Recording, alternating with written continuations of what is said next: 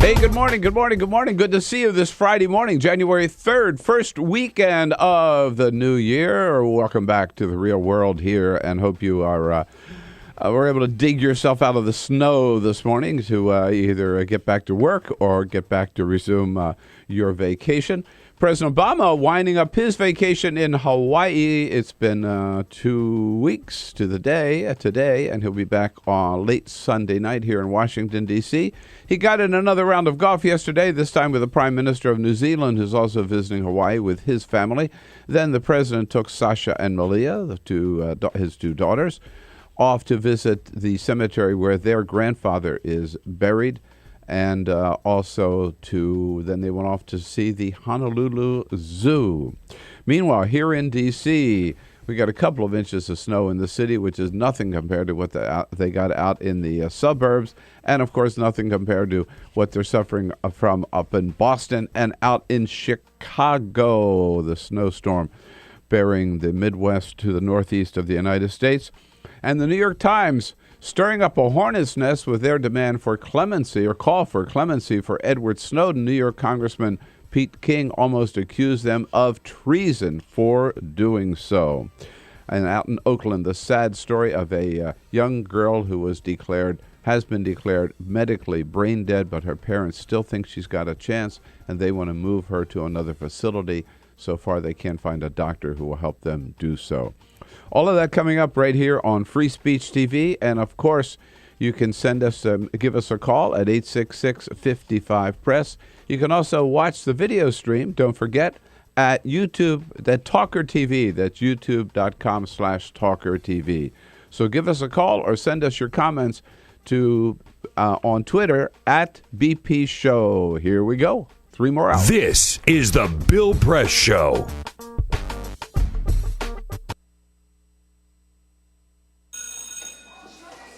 Don't look at me. Your hair's a bit frizzy today. Oh, you should pick that up. Oh, you're such a dork. Loser. Here, let me help you with that. Oops. Every day, kids witness bullying. Oh, look. Your crush is looking at you. Poor you. They want to help, but don't know how. See, no one here's gonna help you, because no one Teach your likes kids how to be more than a bystander. Visit stopbullying.gov. If you drive buzzed, it could cost you around $10,000. You'll face major legal fees, major fines, and steep insurance penalties. You could lose everything. Nothing kills a buzz like getting pulled over for buzz driving, because buzz driving is drunk driving. When some people struggle with their mortgage payments, they become frozen, petrified. Not knowing what to do, they do nothing. But the people who take action are far more likely to get the most positive outcome. Making home affordable is a free government program. Call now to talk one-on-one with a housing expert about the options that are right for you. Real help, real answers, right now. Here at the GED Pep Talk Center, we have pep talkers standing by to get you motivated for your GED diploma. Text the name Terry to 69222 for a sympathetic pep talk. You show people what you really are. Or for a gentle pep talk, text the name Deborah. You know you're going to make people very proud of you. And if that's not enough, text the name Danny for an extreme pep talk. Prove everyone wrong. Show them you're the boss. Get your GED pep talk and find free GED classes. Text the name of the person you want a pep talk from to 69222.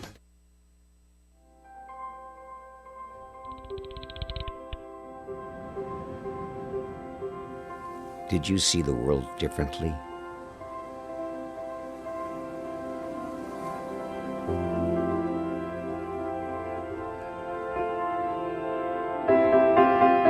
Did you celebrate the victory?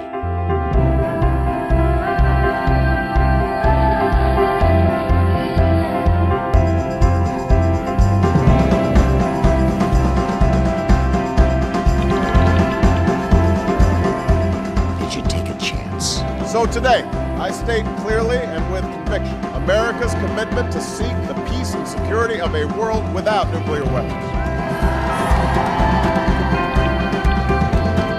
Did you stand up against our greatest threat?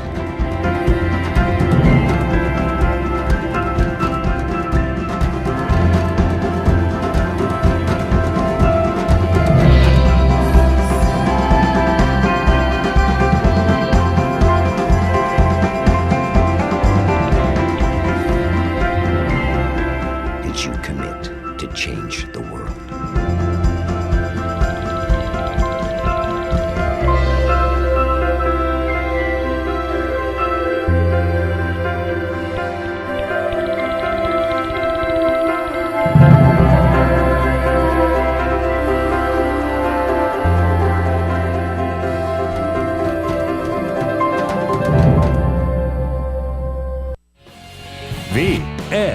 online. This is The Bill Press Show. Hey, here we go. What do you say, everybody? Snowbound? Dig yourself out and join us here on the Bill Press Show because it's Friday. Indeed, it is Friday. First Friday of the new year. And we love those Fridays around the Bill Press Show. This one, Friday, January 3rd. Great to see you this morning. Here we go. Everything's a first, right? Yesterday, I wrote the first check for the new year. That's always tough because you got to remember, 2014, right? You always screw it up the first couple of times. You do. I do, right. anyway. I do, right? Wrote my first column for the new year. This is the first Friday of the... We'll get over it. A week from now, we'll stop saying first. But Happy New Year again. Great to see you this morning on this Friday as we go into this weekend. And hope you have made it okay. Or are not too snowed in, able to get out, get to work if you got to get to work today, or at least start the day. We have about, I don't know, here on Capitol Hill we had a couple of inches, I'd say, maybe just a little over. Streets are fine, people can get around, but suburbs, where people like Peter and Elisa and Cyprian and Alicia live, everybody but me got some snow. And then up in Boston, man, they were hammered. And out in Chicago, it just keeps snowing and snowing and snowing and snowing. So Rahm Emanuel dealing with that. Bill de Blasio dealing with that in Chicago. Mayor Menino in Boston, it's like his last day in office. And he's got to deal. He's got one more. He couldn't have the new guy take care of the snowstorm. He's still in charge. So anyhow, I hope you're making it okay. It's great to see you this morning as we... come to you live from our nation's capital on your local progressive talk radio station and, of course, on Free Speech TV and our video stream at TawkrTV, youtube.com/TawkrTV. The aforesaid Peter Ogburn here and Elisa Murphy. Hello, good morning, guys. Good morning. Happy Friday. Happy Friday. Glad you made it in. Yeah. Do you have to dig out your car this morning? I did. Yeah. This was my least favorite kind of snow because it was wet when it was coming down last night. It was. And so what had happened was the snow sort of turned into ice on the car because it was so wet, and then it froze overnight. And so there was a period of warming the car and all that. So you have to allow extra time. You do. Yeah. And when you work the hours that we work, that really sucks. I know. Because I have to find a better place to actually put the scraper itself because I couldn't even open my trunk to get it out. Oh, no, so that was the best part. Pre-planned. And I'm from Montreal, so this is just pathetic. No, it's got to be in the car. Yes. In the car. Where it's I keep it in the closet, in the house. Because once by the time it snowed, it's too late. Yeah. Because you open up your car door, and then you have a back seat full of snow, or wherever you open the door. Yeah. So right. keep one handy in the house. Alicia Cruz there, also making it in from up around Balmer, as well as Cyprian Bolding. Did he make it yet? Get out! Why would you do that to me? Why would you do that to me? Why would you do that to me? Yes, there was a certain football game last night we weren't even going to talk about. And I know you weren't even going to talk about it, and Cyprian wouldn't let me forget. Get out! Oh, stop! Get out! Is that the Sooners fight song? I figured that it was. Yeah. All right. Yeah, in case you missed it, Alabama lost last night. All right. Yeah. Hey, lots going on today, and I don't know whether it's snowing in Denver or not, but nobody cares. Right. Or nobody knows. Right. Because they've got their mind on other things out in Denver. We have Alan St. Pierre, who was here yesterday, telling us what a big day they had on their first January 1, when 35 stores started legally selling marijuana for the first time ever anywhere in this country. Here's one store owner. Her name is Tony Fox.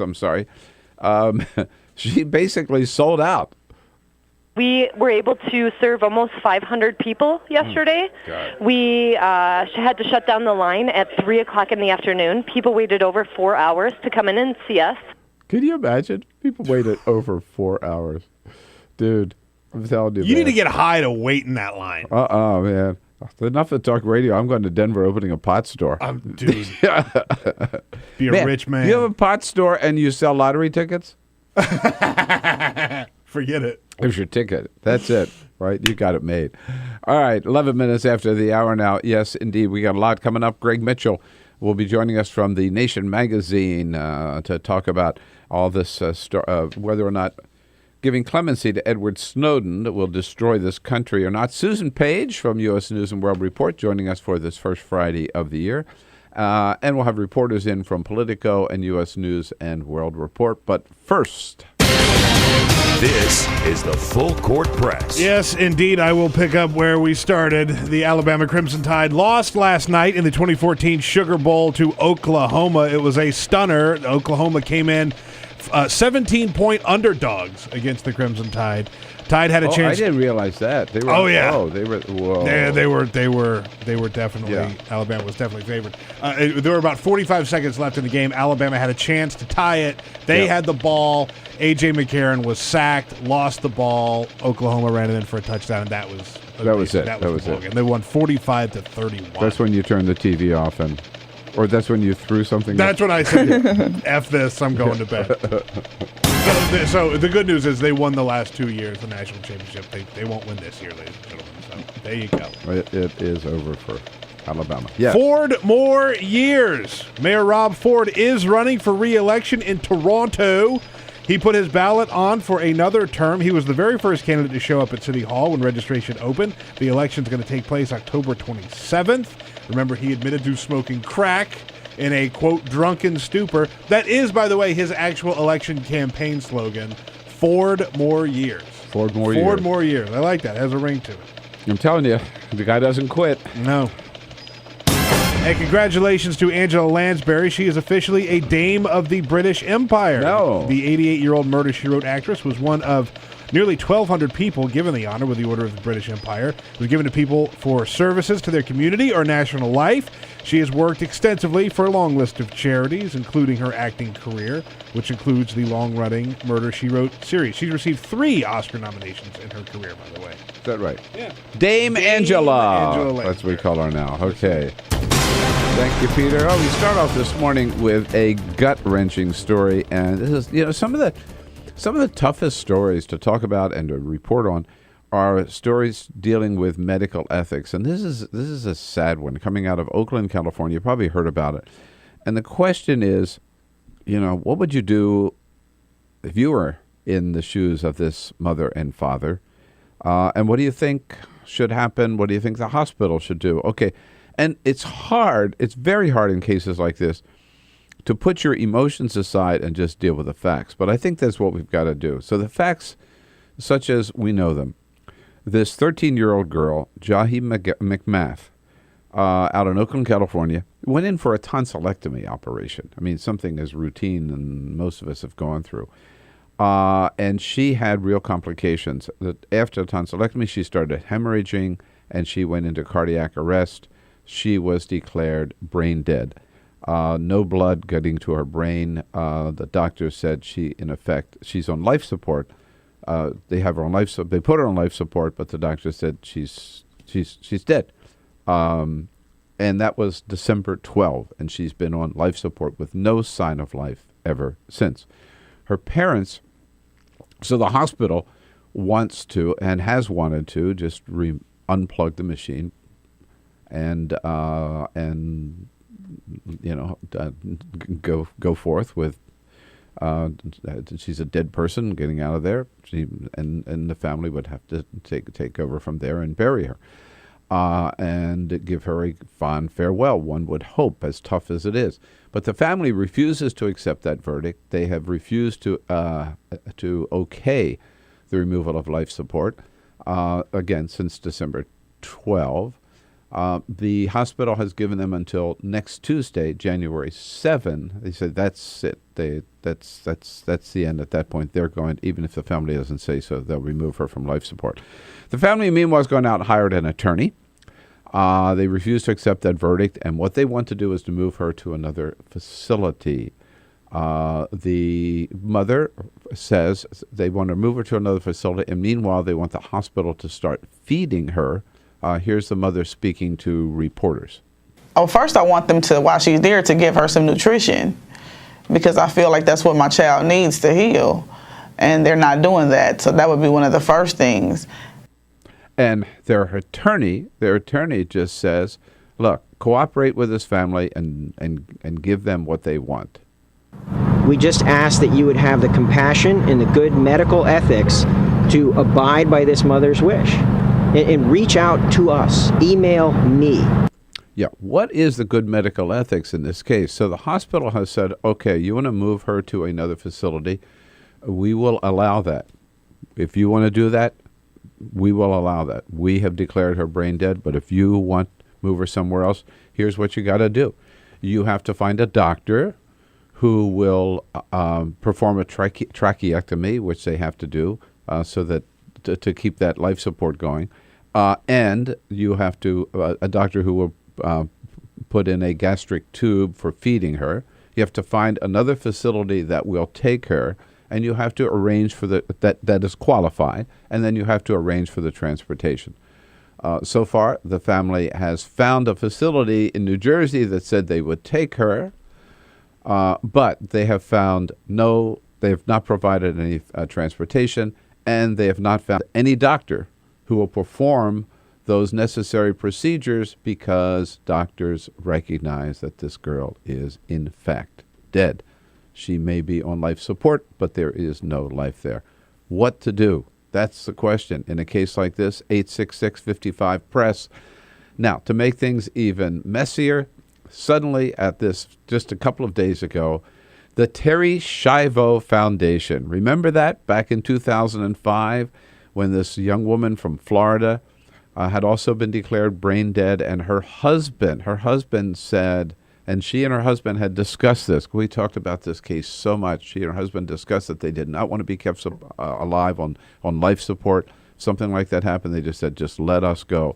Her husband wanted to pull the plug. Her parents said no. Congress got involved. Tom DeLay went down to Florida. They took it to this judge and that judge. They even passed a law in Congress. Bill Frist was diagnosing her from the floor of the Senate. Bill Frist diagnosed her from the floor of the Senate. It was disgusting. It was despicable. They were just preying on this family's emotions. And it ended up, finally, a judge just said, look, the husband has the final word here, and she was pulled off life support and buried, and we haven't heard from them since. But now the Terri Schiavo Foundation has jumped into this case, taking the side of these parents and saying the hospital is just killing this girl, basically. It's so sad, it's despicable, I think, to see lawyers and political forces like this Terri Schiavo Foundation get involved in a case like this. You tell me what you would do. Look, if I were a parent, I don't know what. As a parent, I can totally understand the grief of her parents and their reluctance, if not refusal, to accept reality. But at some point, you just have to. And I think the hospitals has done what it should do in this case. And I think the decent and the honorable thing to do is to pull the plug and to let her rest in peace. And then remember her, the beautiful little girl that she was. Her name, Jahi McMath. What to do in this case, 866-55-PRESS. Give us a call. Let's start off here on this Friday morning. It's a tough one. And it's hard to say what we would do in a case like this. But I think it's pretty clear what ought to happen in this case of Jahi McMath. How about you? Let's talk about it here Friday morning. This is the Bill Press Show.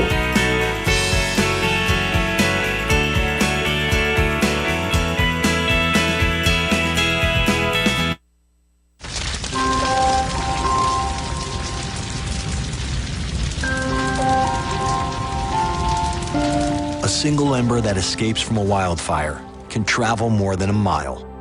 That single ember can ignite and destroy your home or even your community. You can't control where that ember will land, only what happens when it does. Get fire adapted now at fireadapted.org. Columbine, Virginia Tech, Tucson, Aurora, Fort Hood, Oak Creek, Newtown. Newtown, Newtown. Newtown. How many more? How many more? How many more colleges? How many more classrooms? How many more movie theaters? How many more houses of faith? How many more shopping malls? How many more street corners? How many more? How many more? Enough. Enough. Enough. Enough. Demand a plan. Right now. As a mom. As a dad. As a friend. As a husband. As a wife. As an American. As an American. As an American. As a human being. For the children of Sandy Hook. Demand a plan. No more lists of names. It's not too soon. It's too late. Now is the time. Before we all know someone who loved someone on that list. No more lists. No more. Who they might have been. No more. If we had just done something yesterday. It's time. We can do better than this. We can do better than this. It's time. It's time. It's time for our leaders to act. Demand a plan. Right now. Right now. You! Demand it! Enough. Enough. Enough. Enough.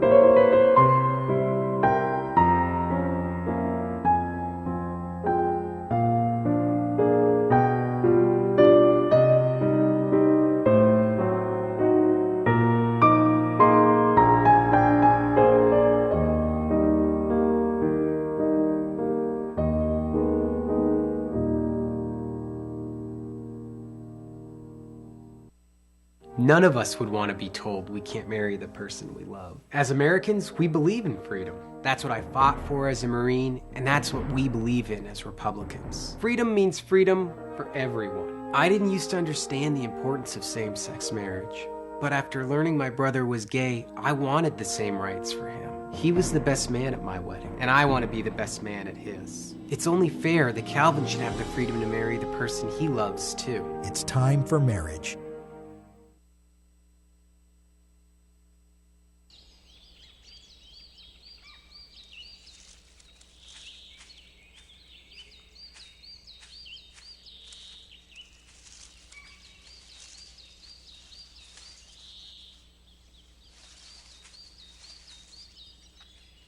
At Earth Justice, we defend the environment in the courtroom. Join our fight. When you take a seat, you take a stand. Earth Justice, because the Earth needs a good lawyer. So, I'm kind of new here, but I've noticed a trend.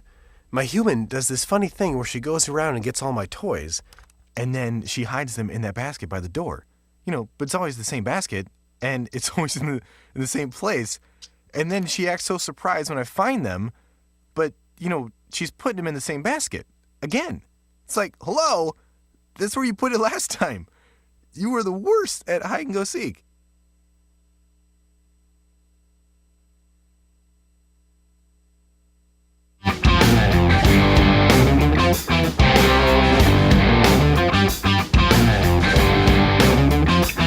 This is the Bill Press Show. All right, 25 minutes after the hour here. One little detail. We're talking about the case, a sad case of this teenager, 13-year-old Jahi McMath out in Oakland, California, declared brain dead on December 12. Been kept on life support ever since. No sign of life. Her parents want her transferred to another facility. A judge has, but no doctor has, they've not been able to find a doctor yet who would help them do so. One judge has ruled that the hospital must disconnect the life support by 5 p.m. next Tuesday. The parents and the hospital will be in federal court today. It's Children's Hospital out in Oakland, which, by the way, has a great reputation as an outstanding hospital. They will be in federal court today to argue this case. What would you do? What should happen in this case? 866-55-PRESS. Peter? Remember, we're on Twitter at BP Show, at BP Show. We sent a link out to the article if you want to read up on a little bit more and taking comments on that. Gene Starwind says the parents should act like grown-ups and let her go. And Mama for Obama says Terry Schiavo's husband had the final word, and so should these parents on their child. It seems easy for some people to just say, let her go. But if you give the parents a final word, I think what the hospital has said, okay, our word is that she is dead. Your word is that she still has a chance. Mm-hmm. You find a doctor who will perform the necessary procedures on that body to prepare her for moving to another facility. You find another facility that is licensed and qualified to take this girl, and you arrange the they found one, by the way, in New York. Mm-hmm. I said New Jersey earlier. I meant New York on Long Island, called the New Beginnings Community Center. Well, not everything's in a name, but I wonder. At any rate, they found that facility. But then you have to find and arrange the transportation to get there, which, by the way, means a special medevac plane, right? And the hospital said, if you do all of that, okay, you can have her. But they can't find a doctor. Right. One of the reasons they can't find a doctor is doctors know that the little girl is gone. And I think the parents have to accept that. Rachel, calling from Tucson, Arizona. Hi, Rachel. Tough Hey, case. good What do you morning, think? Hi. Well, first of all, I think the hospital's been a little insensitive. If they could maybe even help facilitate getting it to New Jersey. I personally had to do that with my sister because my family members couldn't do it. And I totally understand the medical aspect of this, but the emotional one always going to trump that, whether we like it or not. And, you know, and But you can't, I think you're right, but you can't always give in to the emotion, right? And have the hospital go to a huge expense for everybody who's been declared, you know, yeah, brain I dead. understand that, but we also, I mean, it's like one of those 50-50 things. It's, you know, it was hard for me to let my sister go, but I knew I had to. But these people, they haven't got to that plateau yet, and we have to either help facilitate getting them to that plateau or help facilitate getting the child to the facility that would take her. Yeah, no, I hear you, Rachel, and but you know, first of all, it's been December 12th. Today's January 3rd. That's a long time that they've had to deal with this, as hard as it is to accept. And again, the hospital has said, fine, you can move her to another facility. You've got to find a doctor who will help you do so. They can't find a doctor, and there's a good reason they can't find a doctor, because sadly, that This little girl is the no Bill longer Press there. Show. So this is my computer. This is your computer. Let's go on the internet. Let's go. Click it. Yes. Okay. I cursor in between the R and the E. Pressing down, I want you to just push the period. She's gonna love me all over again. That's it. Jamaica, here you come. Here we go. Good job. Thank you. Thank you. And I did it by myself. Feel smarter. So, I'm kind of new here, but I've noticed a trend. My human does this funny thing where she goes around and gets all my toys, and then she hides them in that basket by the door. You know, but it's always the same basket, and it's always in the same place. And then she acts so surprised when I find them, but, you know, she's putting them in the same basket. Again. It's like, hello? That's where you put it last time. You were the worst at hide and go seek.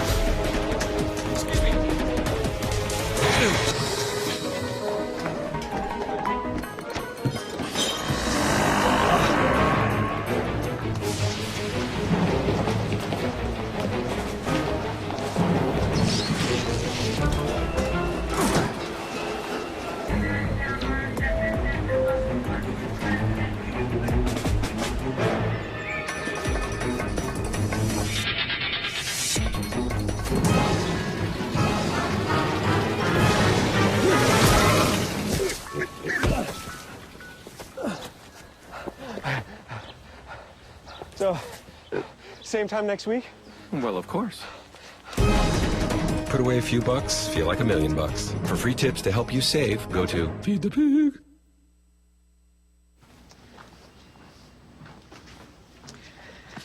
All right.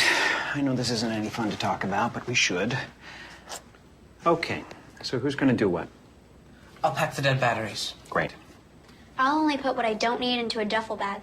Perfect. That's totally unhelpful. No problem. Meanwhile, I will try to comfort everyone by speaking in a calm voice. And I'll try to get the generator going without any gas. Oh, let's not forget the cell phones, which probably won't work. Right. And who is going to handle supplies? I can forget to do a list for us. Thanks, pal. Well, I think we couldn't be any less prepared. I'm proud of you guys. Talk to your kids about who to call, where to meet, what to pack. Visit ready.gov/kids for tips and information. Hey, thanks for stopping by. You know, I followed your character since the first episode. I'm a big fan. Big fan. Thank you. And listen, your storyline, it makes for incredible TV drama. Thing is, your drug use is very adult content. Too adult for the kids. So I'm gonna have to block you. Oh, man. Yeah. Well, have a good one. You're a nice lady.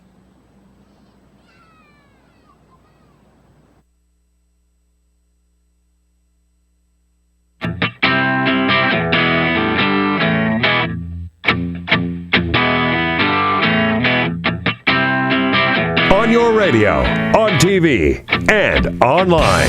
This is The Bill Press Show. Friday morning, a snowy Friday morning here in our nation's capital. It is the Bill Press Show coming to you live from our studio on Capitol Hill and brought to you this morning by the National Education Association, the good men and women, teachers, administrators of the NEA under President Dennis Van Rokel, providing great public schools for every child in America. You bet. Find out more about their great work. We salute our teachers, thank them for their support. Find out more about their great work at NEA.org, their website. We're talking about this sad case out of Oakland, the latest medical ethics case to make the news. Teenager Jahi McMath, 13 years old, after a routine procedure, a tonsillectomy, started hemorrhaging, went into cardiac arrest, was declared brain dead on December 12th. If you're just joining us, her parents refused to accept that. They have challenged the hospital's decision in court. They want to move her to another facility. The hospital has said, you can move her to another facility as long as you provide the transportation, find a place that will take her, and find a doctor who will take care of that transition and perform the necessary procedures. They have not been able to find a doctor yet, and the case goes into federal court today.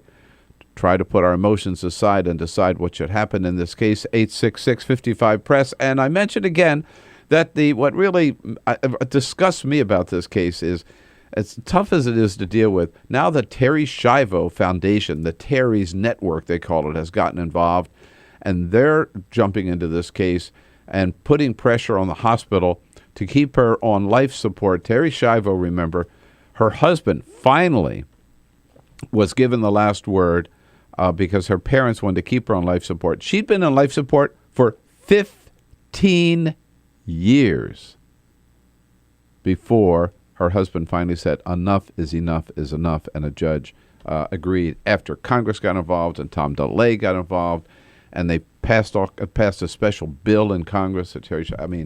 That now it's just, they ought to just stay the hell out of this case and let the family deal with it. Peter, comments? Quick comment before we go back to your calls. 86. So what should you do in this case? What should happen in this case? What would you do if you were the parents? 866-55-PRESS. Yeah, we're on Twitter at BP Show, and that's one of the questions we've got there. What would you do if this was your child? If this was in if you were in this? I can't think of anything worse, by the way, than losing a child. And I always just feared that and anything like that happening. Yeah, but at some point you have to accept the reality. As one person pointed out on Twitter, Blue Ghost says it is indeed an unfortunate situation, and especially here in the United States, we have a very hard time dealing with death. We don't really talk about it as much and don't put it out there as much. Particularly the death of children. Yeah, yeah. Pat is out in Liberty, Missouri. Hi, Pat. What do you think? Well, Bill, having lost a child in the month of December, it's very, very difficult for these parents to be able to let her go. I'm sure. They just have not had the time yet to accept it. I agree with you. All the expense, all the finding a doctor, you're right, but they're not there yet. And, December, horrible month to lose your child. So it's not been very long from the 12th to the 3rd of January. So what does the hospital do? Well, somebody's just got to help these parents understand that they've got to let go, and they've got to be able to grieve. They've got to be able to talk about their child. That was our biggest problem. Everybody was afraid to mention our child's name. Pat, you're so right. And instead, I think, as I would see it, they've got some shyster lawyer, right, who has led them to believe that they just file a lawsuit that they can win this thing. What they need is a grief counselor. That is what they need. The people getting involved in this need to back off. Yeah. And let someone professionally come in and help them accept the death of their child. Because no matter what people say, I understand, you don't until you lose your child. I wonder if you would think, and I don't know this, and I wonder about in your case, Pat, you would think that the Children's Hospital would have professionals like that, right? Counselors who would be available. Did you find that in your case? Well, Bill, my daughter was murdered. Ooh. Yeah, and that's yeah. But we did have a great doctor who got us with a great counselor that helped my husband and I work through our grief. Well, and this is what these people need. They need help. Yeah. And I certainly think the hospital must have those people. I would think they would. Now, whether they're willing to accept that help, I don't know. That's another big question, Pat. But they do need to start this process. And, you're never over it. Every December. I'm sure. It's there. We don't even spend Christmas in our home. We go to Michigan where our family is. Wow. Well, Pat, you relive it every December. I'm sure. I'm so sorry for your loss, Pat, but I'm so grateful for your call, too, and I think you're absolutely right. That's what they need. They don't need another lawyer, right? Right. They don't need the Terry Schiavo freaking foundation, right? They need somebody to help them deal with this huge loss and this reality. That's the best thing any of us could, I think, hope for them on this holiday season. Up in Ithaca, New York. Hey, Helen, how are you? Hey, good morning. Happy New Year. And I'm how bad is the snow up in Ithaca, by the way? It's like 20 below with the wind chill factor. Oh my God, yeah. But you guys are used to that kind of weather up there, right? I'm originally from Chicago. You went from bad to worse. You can. I'm sure you can deal with it up there. So, what do you think about this case? Well, I feel very sorry for Pat, the last caller that you had on there. Yeah. It's horrible to have to deal with the loss of a child, and especially with the murder that I couldn't even write my... Couldn't even get there, right. My question, I had two questions for the 13-year-old little girl from Oakland. Is there, I never had, when I was talking to Alicia, she had a tonsillectomy, and she survived it, obviously, because she's answering phones on your show this morning, But so far, she's doing all right this morning. Yeah. Yeah, to me, it seems all right. I'm not a physician, but I'm not a total idiot about biology. I worked in biological research and pharmaceutical research, but how could they screw that up so bad? Because I know that I've had two minor surgical procedures in my life, and they had all this screening before the surgery to make sure that that nothing bad would happen. Well, that's a very interesting question. I had that same question too, which is maybe what the parents need is to be talking about a medical malpractice case. Yeah, liability. Yeah, And also, yeah, because I had my tonsils out too, right? And you're still here. Here I am. I use my throat every day. Yeah. You talk a lot. Right. So that's a whole nother issue here that has not been explored yet. Yeah. Yeah. I said quickly, Helen. Another quick question. No, she's gone. Okay. All right, Helen. Appreciate it. Say hello to all of our friends up in Ithaca. A long time since I've been to Ithaca. Yeah. Yeah. I've been up there a couple of times, 2 or 3 times. I love Ithaca. I've got to get back there. Out in Woodville, Texas. Hello, Sheila. Hello. Hi. Good morning. Good morning. What do you think about this? Well, I had to let my daughter, I had to take her off of life support at age 18. I think they need someone to come in and talk to the family and let them absorb it, before. It's hard to let, it's hard to let your child go, but, they need someone in there counseling them, telling them, explaining the situation to them. And did you find that from the hospital you were where your daughter was, Sheila? Yeah, she was in Tyler, Texas, and she had 3 brain surgeries and did not make it. And they told us that we'd have to decide to take her off, and we took her off, and it's very hard, but you have to let them go. Yeah, I can't imagine. Again, sorry for your loss, Sheila, and appreciate so much, despite that loss, you to take the time to give us a call this morning. Thank you for calling. And I think that kind of sums it up. That my guess is, and I acknowledge up front, this is my guess, that the hospital has provided that kind of counseling to this family, but they just have been unwilling to accept it. And that's what they need, and I think they got to spend more time with that counselor and less time with their attorney, who is out there just to make a buck. And when the Terry Schiavo Foundation calls, they ought to tell them, hey, just go home and shut up. When we come back, Susan Page, U.S. News and USA Today, joins us with a little roundup of the news of the day, such as it is this Friday morning. We'll be right back.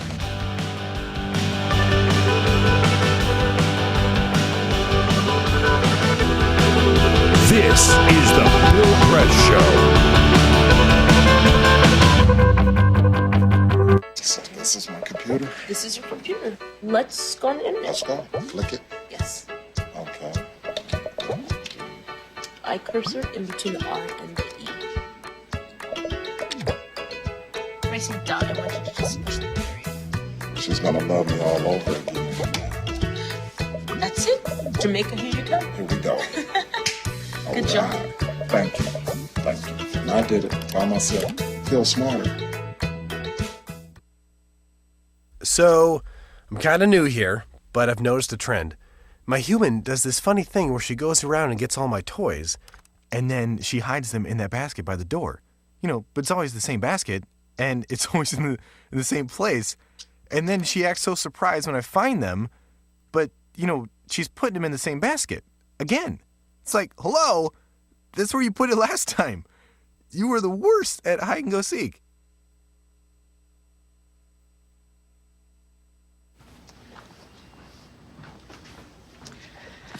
All right. I know this isn't any fun to talk about, but we should. Okay. So who's going to do what? I'll pack the dead batteries. Great. I'll only put what I don't need into a duffel bag. Perfect. That's totally unhelpful. No problem. Meanwhile, I will try to comfort everyone by speaking in a calm voice. And I'll try to get the generator going without any gas. Oh, let's not forget the cell phones, which probably won't work. Right. And who is going to handle supplies? I can forget to do a list for us. Thanks, pal. Well, I think we couldn't be any less prepared. I'm proud of you guys. Talk to your kids about who to call, where to meet, what to pack. Visit ready.gov/kids for tips and information. Hey, thanks for stopping by. I followed your character since the first episode. I'm a big fan. Big fan. Thank you. And listen, your storyline, it makes for incredible TV drama. Thing is, your drug use is very adult content. Too adult for the kids. So I'm gonna have to block you. Oh, man. Yeah. Well, have a good one. You're a nice lady.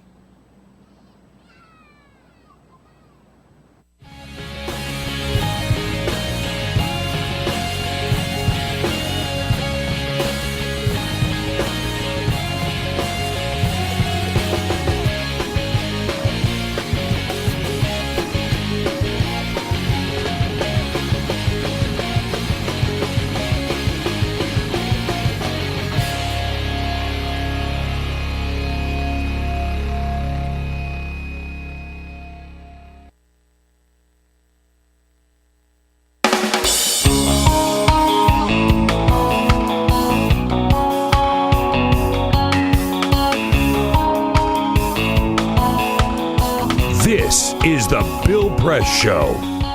How about it? 13 minutes now before the top of the hour. It is Friday, January 3rd. We love Fridays around the Bill Press Show for two reasons. One, because it's the beginning of the weekend. Ours starts early as soon as the show is over on a Friday morning. And second, because we always get to talk to, or if we're lucky enough, we get to talk to Susan Page, Washington Bureau Chief for USA Today. Let's see if Susan's there this morning. Hello, hello. Hey, Bill, I wouldn't miss it. Hi, Susan. How are you? I'm good. Happy New Year. And a Happy New Year to you. Yeah. Did you have a good holiday? Wonderful holiday. I know you guys are going to stay in town, right? I saw a wonderful picture of your family on your Christmas card. Your very large and attractive family. Thank you. And we saw, and I was with them all over the holidays, and Santa Claus was very good to them. Yeah. So we had a good time. President Obama ending up his this is the longest uninterrupted vacation I can remember for him, huh? You know, I think that's right. I was talking to David Jackson, also a friend of the Bill Press Show, and my colleague at USA Today, who said that he believes it's the first time there's been a Christmas holiday period where there hasn't been some sort of fiscal deadline or other crisis that really took over the holiday. As I can remember, I would certainly trust David on that. I think they're absolutely right. And the president has taken full advantage of his time over there too. Well, you read the pool reports that are coming out of Hawaii, and he went to the gym, and then he went to play golf, and then they went out to dinner, and they went to the zoo, and I mean, it sounds like a very nice time. I know. Every time it's just sort of how they're hanging out, right? Yeah.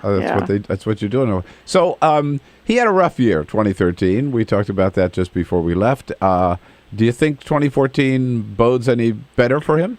Well, I think we start every year with full of resolutions, personal ones and political ones. High expectations, huh? And high expectations and new hope. And I think we start this year in that way with thoughts both about will the Affordable Care Act work? You know, the website clearly working better, and we're hearing about people. We're hearing some good anecdotes about people who have coverage for the first time or coverage where they're saving money. So that's one thing to look at. And we also see some thoughts that House Republicans might be willing to do some kind of limited immigration reform before the midterm election season fully takes over. But, the basic elements that frustrated things in 2013, they haven't changed in 2014. There's still this big polarization. There's still Tea Party conservatives that are very against any kind of compromise, and so I don't know that the landscape has really shifted this year. The key factor, it seems, and you mentioned immigration. I was intrigued by the article in the New York Times that John Boehner may be having second thoughts, if you will, about immigration and willing to go forward. Not with the full bore or comprehensive immigration reform that the president might want, but some major changes there. And the issue, I think, is not whether Speaker Boehner would like to do that, because I think that was true a year ago.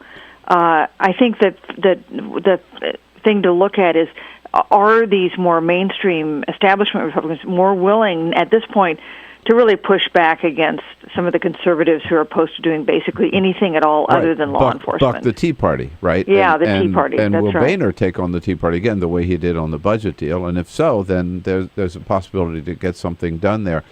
The other big story over the holidays, and I know you've been right in the middle of this, is the New York Times calling for clemency for Edward Snowden, which the Obama administration, of course, has resisted. But you had a chance to interview Michael Hayden?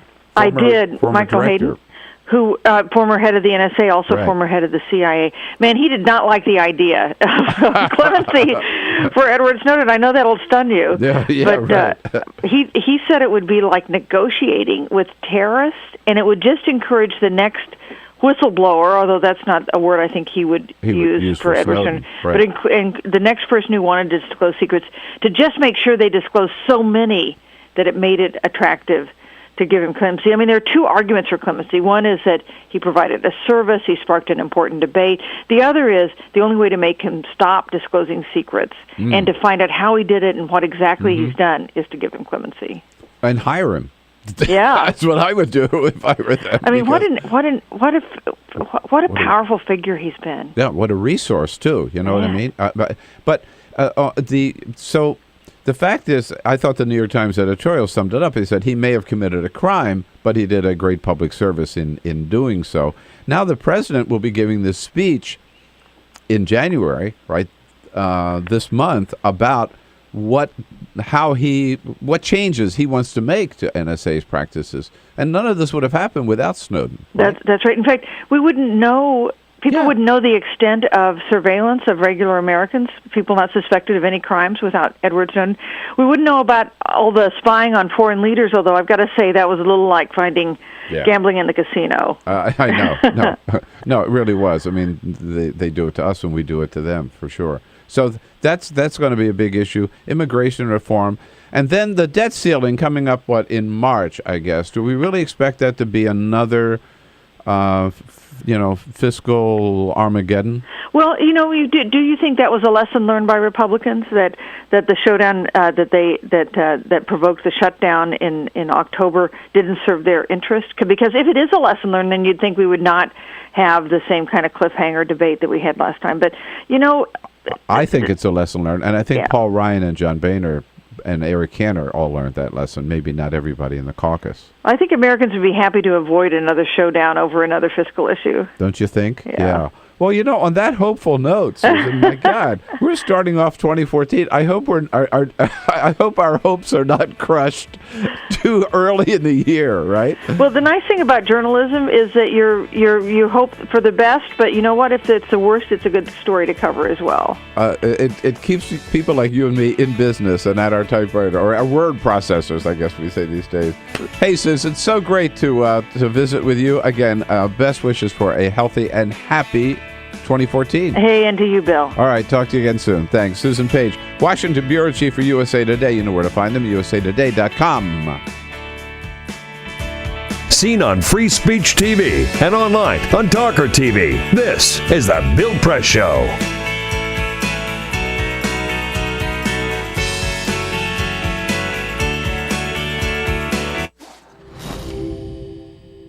In the early 20th century, the war to end all wars didn't end war at all. It stoked the fires of change. A traumatized world was ripe for change. The world was ready for modernism. Modernists wanted to forget history, or at least reinterpret it. More than just a style, modernism applied to virtually all forms of creative expression. Innovative artists like Picasso, Escher, Dali, they all started looking at their world differently. Other artists tried painting light itself. These were the Impressionists. Surrealists went a bit further. We had entered the age of the isms. Cubism, symbolism, futurism, constructivism. All these new modern ways of looking at the world blew people away. When it came to architecture, modernists were intrigued by emerging technology. Concrete, glass and steel featured heavily in their buildings. Modernists believed that they could design a better society. Ornamental indulgence was considered a frivolous waste of effort. They thought function should always dictate form, and that mankind's intelligence, creativity and capability for radical thinking should be celebrated. Take the Russian inventor Georgy Krutikov. He suggested an idea for a city held aloft by electrical currents. This at a time when there was barely enough wattage to keep the lights on. Not everything they designed was a resounding success. But you could argue modernism was the single most influential movement of the 20th century. From house music to housewares, tables and chairs to graphic design, All have been created by the aesthetics and ideas of modernism.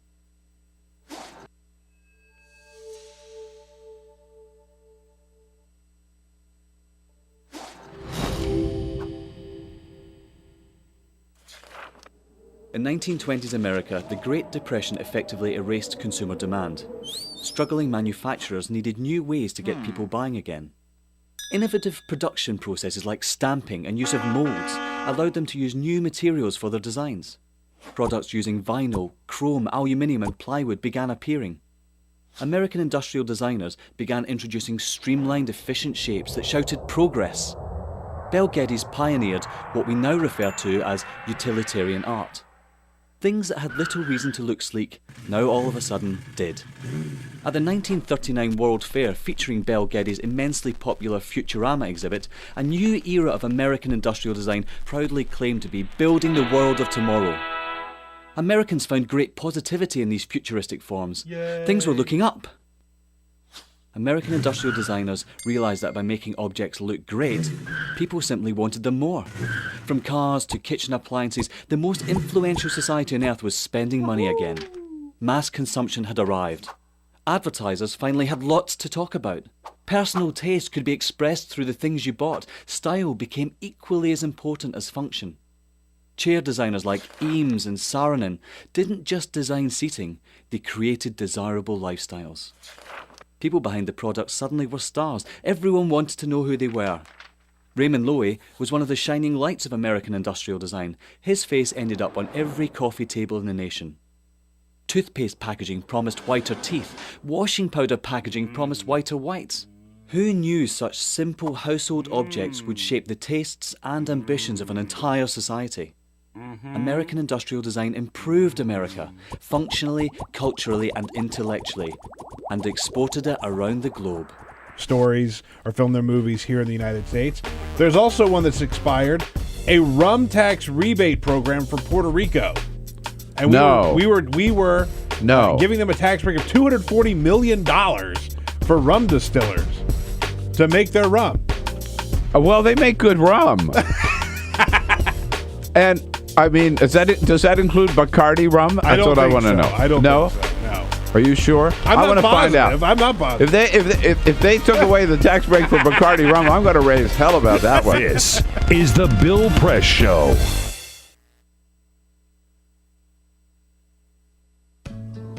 You wouldn't let money just blow out of your house. So when your AC or heater is on, make sure the doors, windows, and fireplace flue are shut tight. If you're headed out, turn down the AC or lower the heat by 10 degrees. And always keep your water heater set at 120. A little bit of common sense goes a long way. Get more great tips at energysaver.gov. So, I'm kind of new here, but I've noticed a trend. My human does this funny thing where she goes around and gets all my toys, and then she hides them in that basket by the door. But it's always the same basket, and it's always in the same place. And then she acts so surprised when I find them, but, she's putting them in the same basket. Again. It's like, hello, that's where you put it last time. You were the worst at hide and go seek.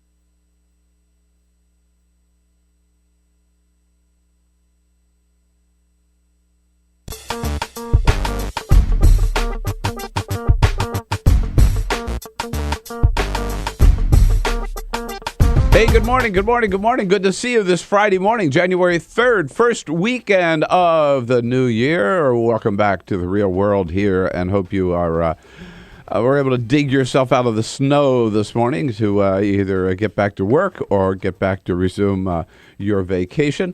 President Obama winding up his vacation in Hawaii. It's been 2 weeks to the day today, and he'll be back on late Sunday night here in Washington, D.C.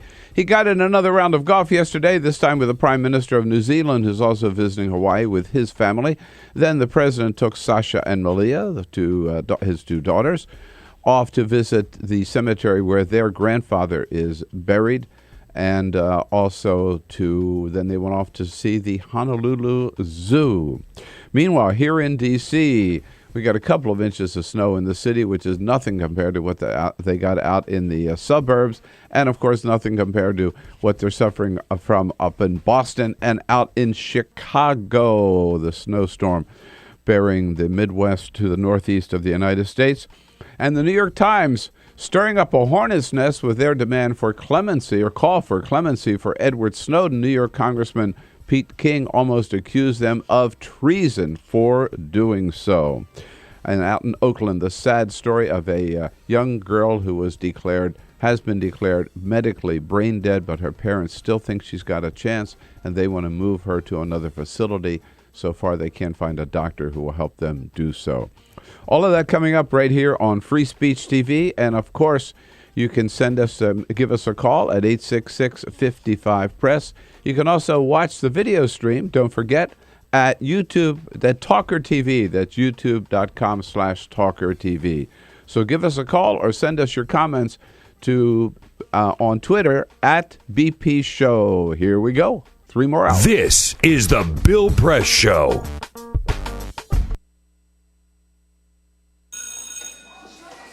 Don't look at me.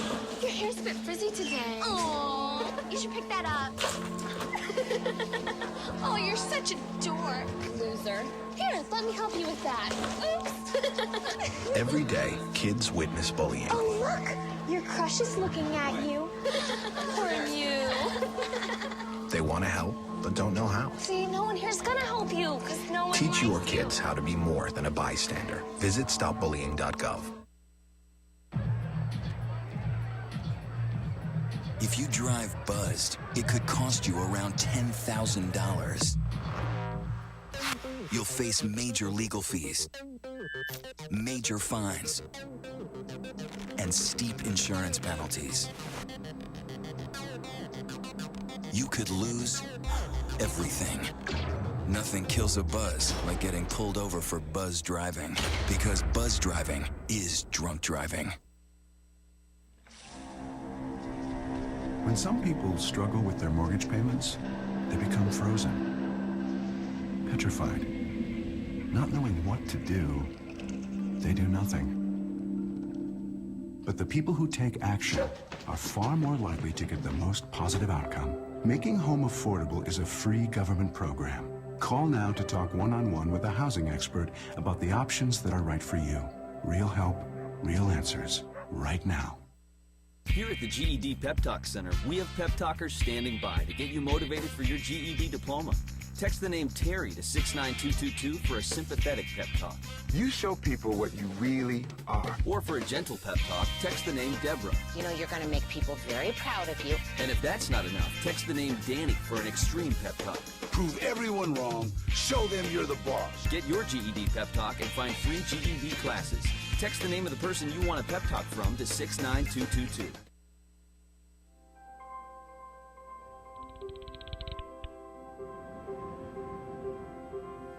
Did you see the world differently?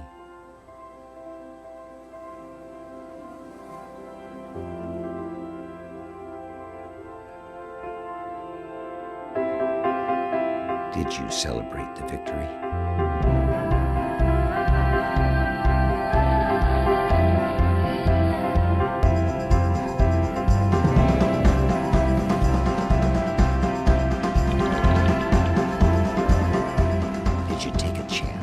So today, I state clearly and with conviction America's commitment to seek the peace and security of a world without nuclear weapons. Did you stand up against our greatest threat?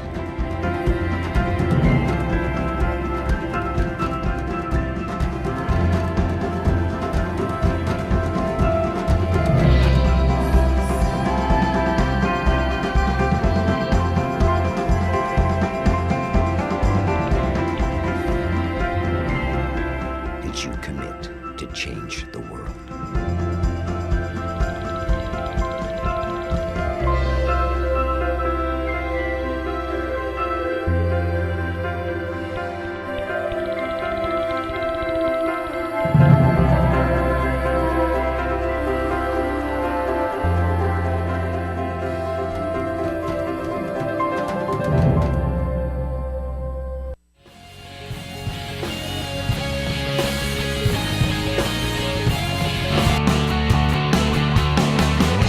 Broadcasting around the nation, on your radio, on your TV, and online.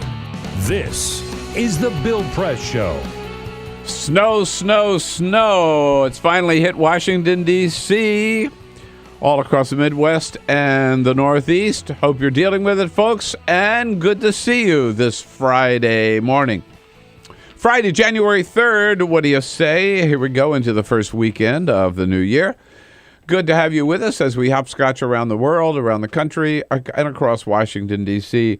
to pick up the big stories of the day, bring them big or little stories of the day, bring them all to you, and give you a chance to tell us what it all means to you this Friday morning. You know how to do it. Give us a call at 866-55-PRESS. Alicia Cruz standing by to take your calls, even with her tonsils out. You know, she's still at the job. That's right. Yeah, indeed. But to give us a call at 866-55-PRESS. Send us your comments on Twitter at BP Show and on Facebook at facebook.com/BillPressShow. To all of our friends on Facebook, all of our followers on Twitter, we thank you. And thank you for joining us this morning.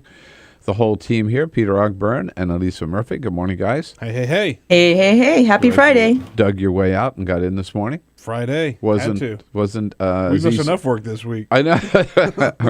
You had a little more snow to deal with than I did here. A little bit. Just a couple of inches here in our in downtown Washington, at any rate, or Capitol Hill. Again, Alicia Cruz here made it in from up near Baltimore, as did Cyprian Bolding, our videographer, who had probably the toughest road this morning. That's it. That's because he was up late last night enjoying watching that Sugar Bowl. How'd that game go last night, Peter? Why would you? I was up late, too, watching Of course, Alabama was favored, so I went to bed just assuming Alabama would win. I think a lot of people did that. The defending national champion, Alabama Crimson Tide, two-time national champion.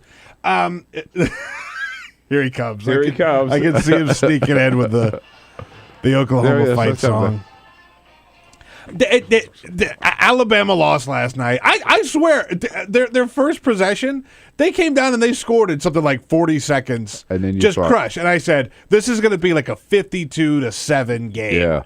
And I mean, Oklahoma, they looked very good, and Alabama sort of fell apart. They lost. There it is, man. I'll say it. That's football, and this is snow. Headline the Huffington Post this morning: Massachusetts buried by 21 inches.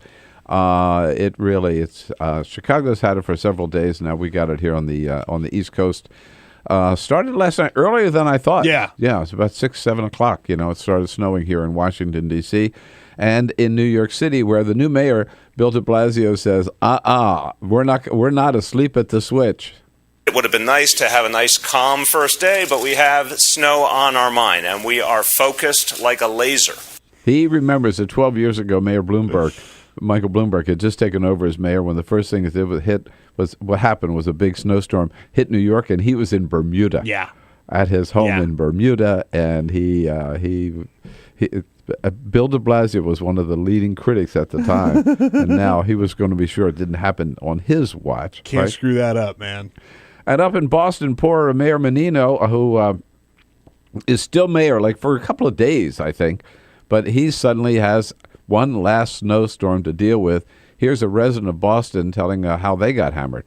It's light and fluffy, but still 18 to 24 inches of light, fluffy snow it's still 18 to 24 inches of shoveling. Yeah, maybe light and fluffy. Here, it was not light and fluffy. It was wet and soggy. It really was. Yeah. It was really gross.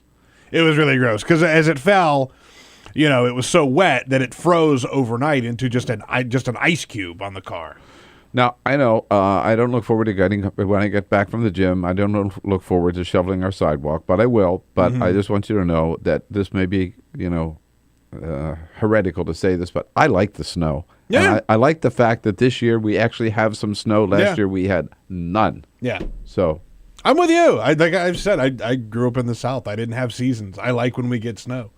I don't love this particular kind of slushy, nasty snow. If I'm going to get it, I like the light, fluffy kind. But hey, I'll take it. All right, we got it. And we've got a lot coming up here. Greg Mitchell from The Nation magazine will join us to talk about Edward Snowden and whether it's the right thing to do to grant him clemency.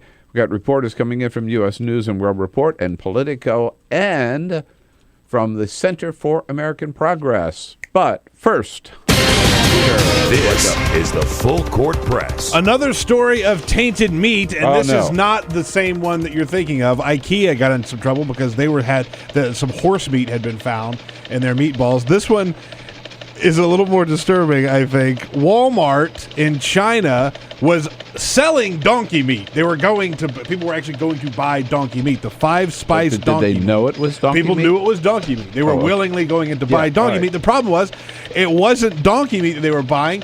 It had fox meat in it. Well, I just find that so much weirder than donkey or horse. Fox meat, I mean, that's like that may be a delicacy. It might be a step up from donkey.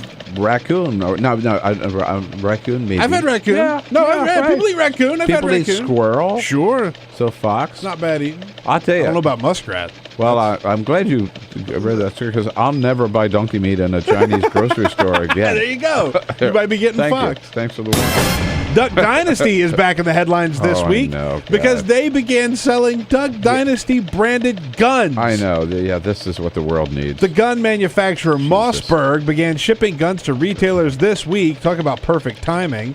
The guns are camouflage in design. They range between $400 and $900. They come with an American flag bandana, similar to the one worn by one of the characters on the show. Give me a break.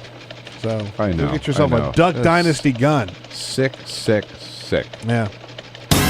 And the Examiner put together the top 30 sports headlines of 2013. We won't go through all of them, but at the top of the list is New England Patriots tight end Aaron Hernandez being charged with murder. The Ravens winning the Super Bowl comes in at second on the list because of the big blackout delay that they had in the Superdome, and the Red Sox winning the World Series is also on the list. A lot of other good stories on there. We'll send out a link to that at BP Show on Twitter. Okay, and of course, one of the first big stories of 2014 will be Alabama losing the Sugar Bowl.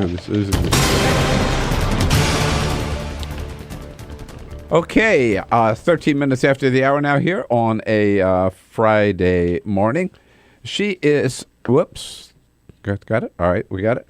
She is a writer for U.S. News and World Report, also a professor at the University of Miami, and a visiting scholar at the U.S. Studies Center down at the University of Sydney. We had hoped to welcome Nicole Hemmer to our studio this morning, but with the snow in Washington, D.C., cabs are not always that cooperative, as we know. So she joins us on our news line this morning.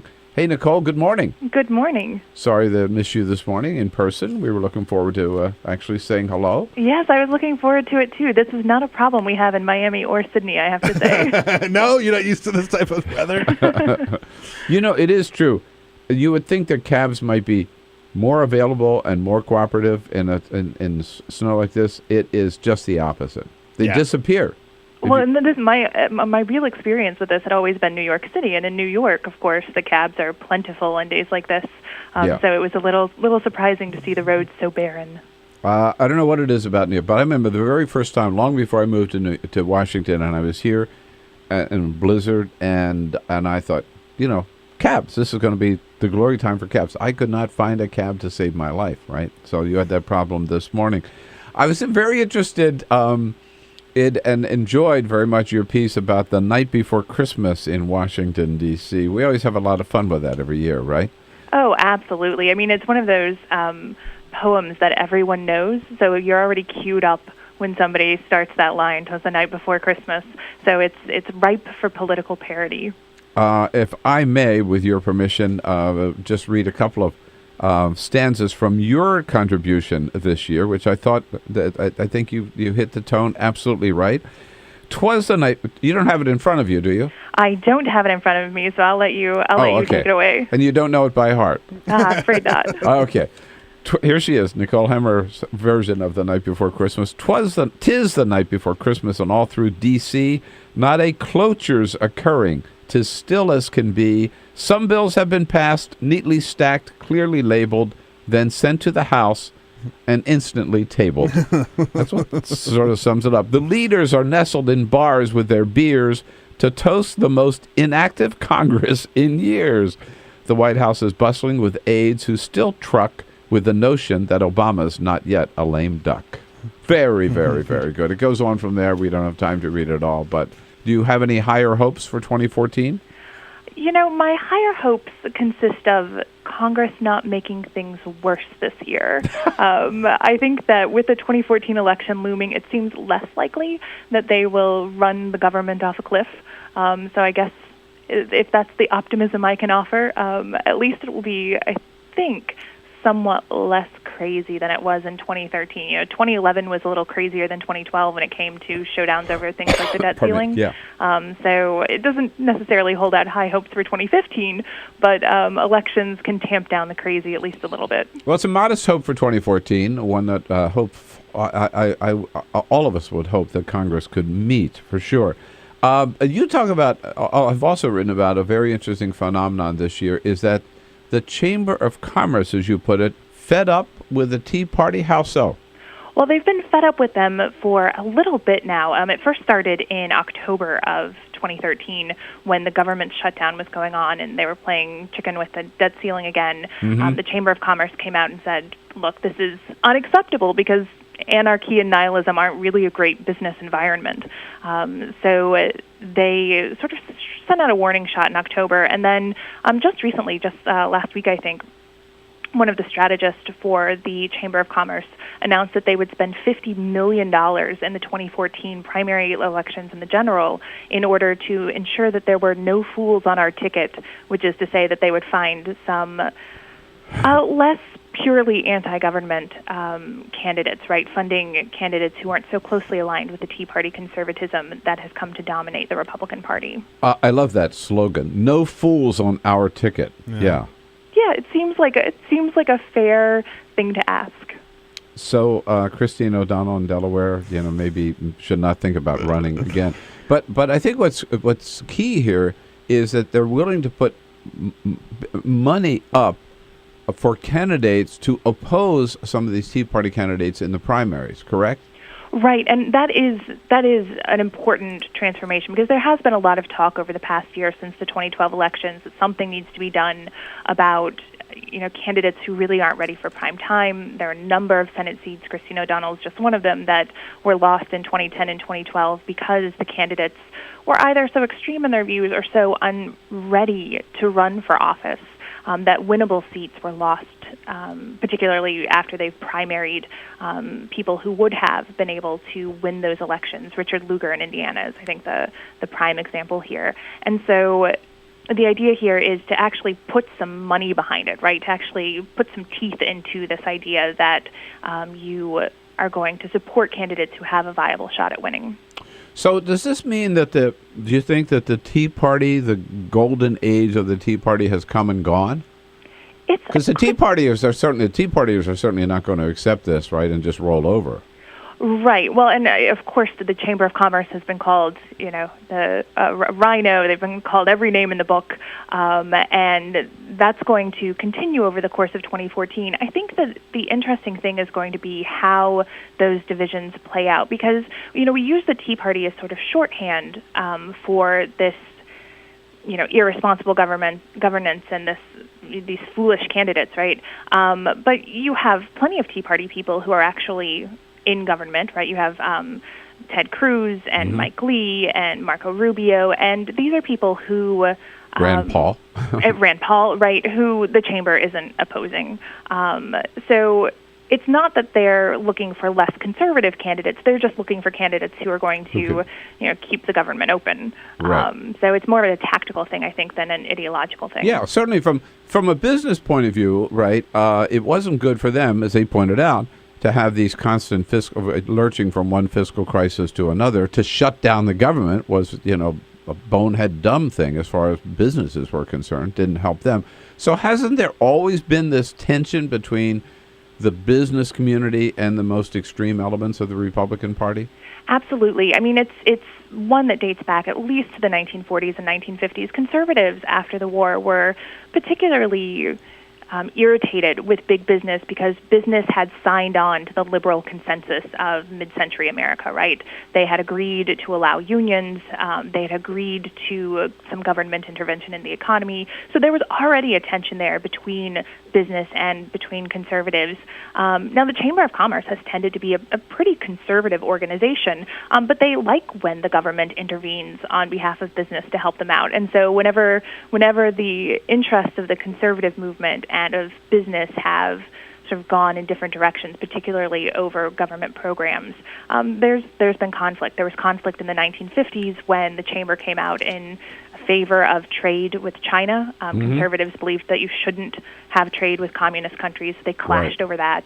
And, in the 1990s, the Chamber endorsed Bill Clinton's health care reforms, and that caused some real problems with the conservative movement, as you might imagine. Yeah, talk about heresy. Nicole, so good of you to join us this morning. Happy New Year to you. Thank you. And next time you're in Washington, D.C., we promise that we'll send a snowplow for you. Excellent. Thanks so much for having me. All Happy right, New Year. great. Nicole Hemmer. You can follow her at usnews.com. This is the Bill Press Show.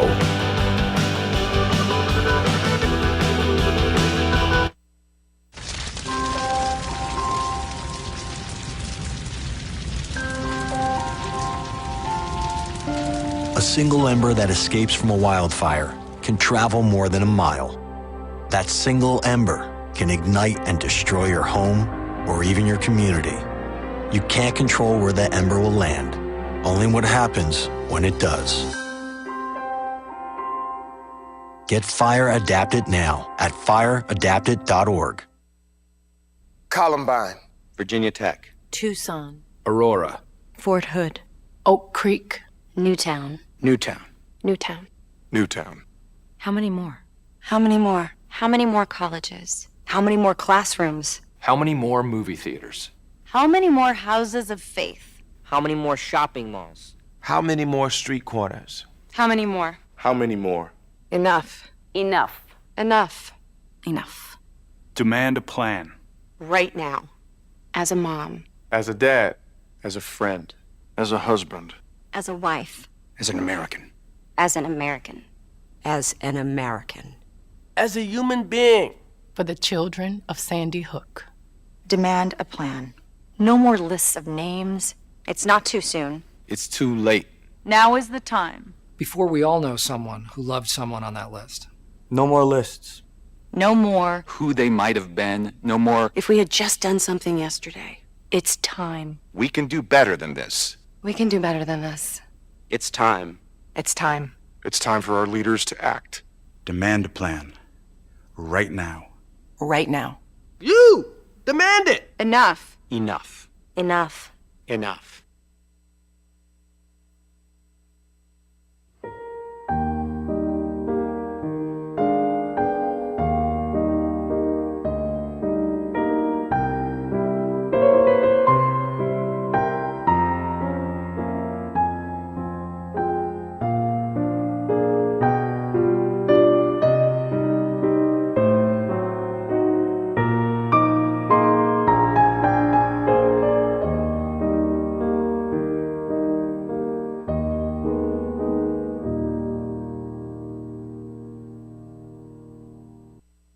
None of us would want to be told we can't marry the person we love. As Americans, we believe in freedom. That's what I fought for as a Marine, and that's what we believe in as Republicans. Freedom means freedom for everyone. I didn't used to understand the importance of same-sex marriage, but after learning my brother was gay, I wanted the same rights for him. He was the best man at my wedding, and I want to be the best man at his. It's only fair that Calvin should have the freedom to marry the person he loves, too. It's time for marriage.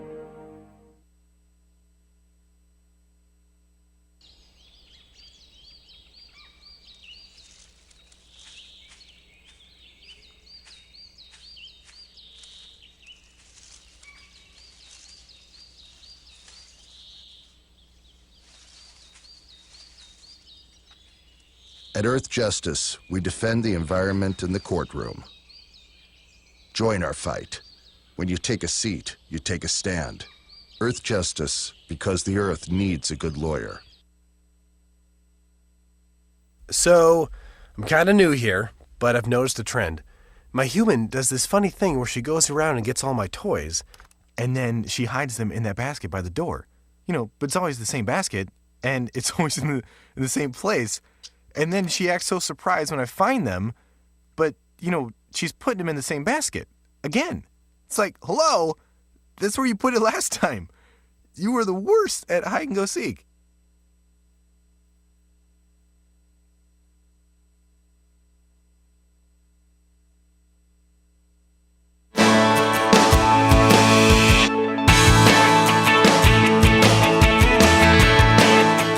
This is the Bill Press Show. All right, 26 minutes after the hour now. And our next segment, Leigh Munsil, who's a defense reporter for Politico, joins us to talk about the latest report and investigation by the New York Times about Benghazi and what they found. Today is the deadline given by Justice Sonia Sotomayor for the Justice Department to respond to the petition from the Little Sisters of the Poor out in Denver, who want that provision of Obamacare that requires all health insurance plans to cover contraception for women.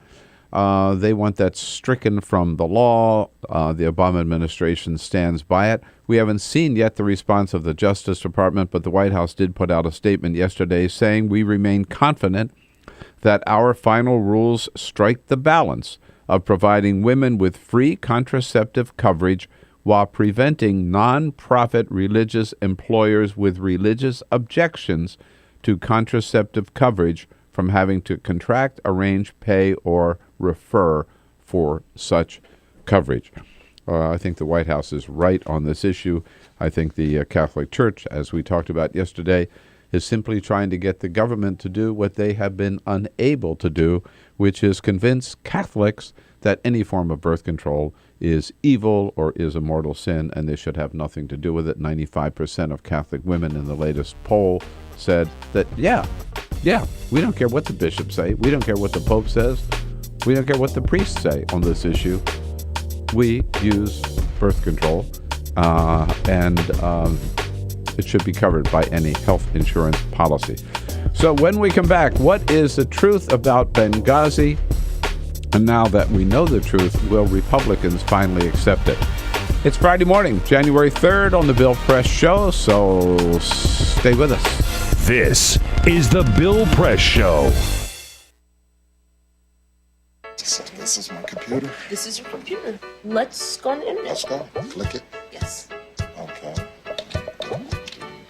I cursor in between the R and the E. Pressing dot, I want you to just push the period. She's gonna love me all over again. That's it. Jamaica, here you go. Here we go. Good job. Thank you. Thank you. And I did it by myself. Feel smarter.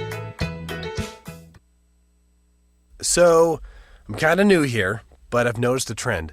My human does this funny thing where she goes around and gets all my toys, and then she hides them in that basket by the door. But it's always the same basket, and it's always in the same place. And then she acts so surprised when I find them, but, she's putting them in the same basket. Again. It's like, hello, that's where you put it last time. You were the worst at hide and go seek.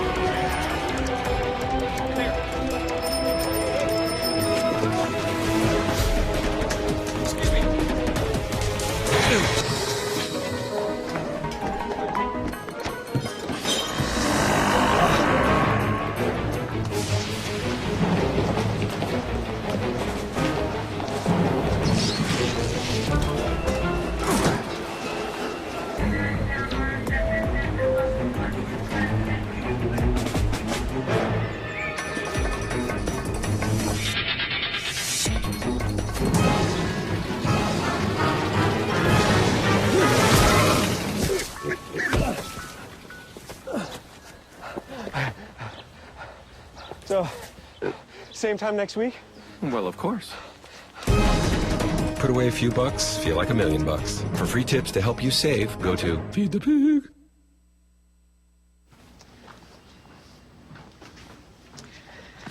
All right.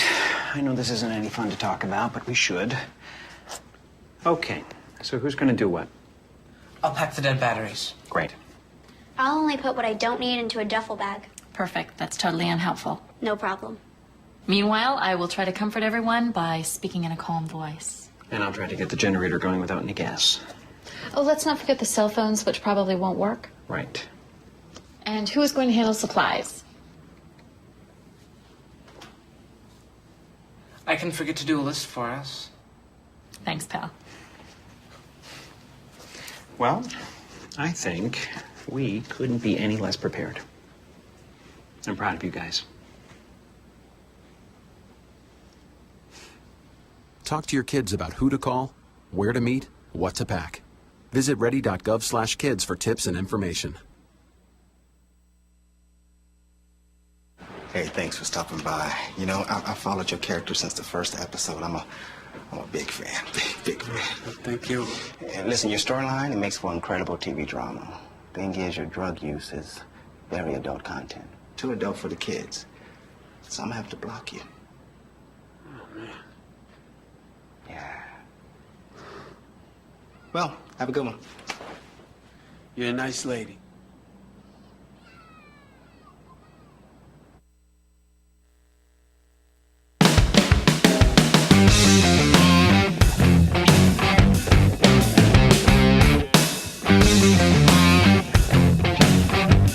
Seen on Free Speech TV and online on TawkrTV. This is the Bill Press Show. Hey, you got it. 33 minutes now after the hour on Friday morning. It is Friday, January 3rd. Great to see you this morning. Happy New Year again. We are coming to you live from our nation's capital, our studio on Capitol Hill here in Washington, D.C., brought to you today by the International Association of Machinists, the good men and women of the Machinists Union. Facing a big vote out in Seattle today on that new Boeing contract. And they, of course, wherever they work in this great country, land of ours, under President Tom Buffenbarger, sharpening America's edge on the global economy. And for more information, you can find out more about their good work at GOIAM.org.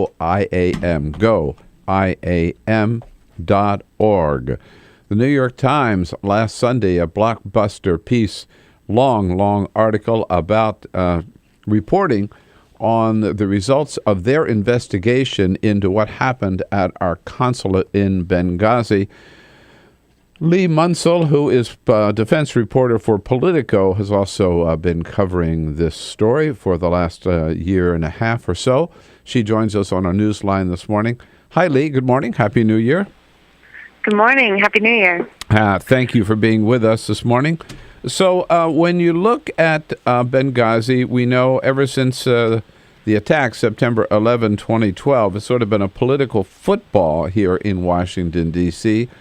What did the New York Times find out in their investigation?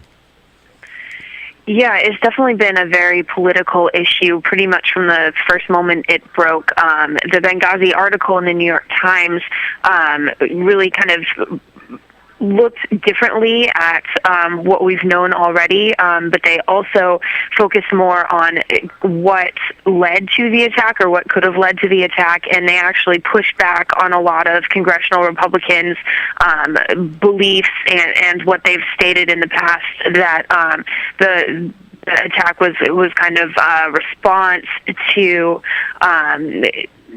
this video is what the New York Times said. This anti-Islam video, which is not at all what Republicans have been saying. We've been hearing that it was an Al Qaeda affiliate, or that there was more of a planned, coordinated attack. And so the New York Times definitely said that that wasn't the case. They actually said that there was no evidence that was the case, which was really a strong stand to take, and there wasn't necessarily a lot of information to back set up, which is why Republicans are now coming out and disputing it again on the talk shows on Fox News Sunday and various others. So the New York Times article, it has a lot of new information in it, but it also is still kind of under criticism. So it's not necessarily, the authoritative narrative on what happened in Benghazi yet. Well, we certainly don't expect Lindsey Graham and Darrell Issa to say, all right, okay, we were wrong, the New York Times is right. I mean, correct? Yeah. I mean, yeah, absolutely. But let me ask you, for the New York Times, I mean, this article is the reflection of months and months of reporting and on-the-ground conversations and interviews, correct? Yeah, that's what they claim. Yeah. Claim?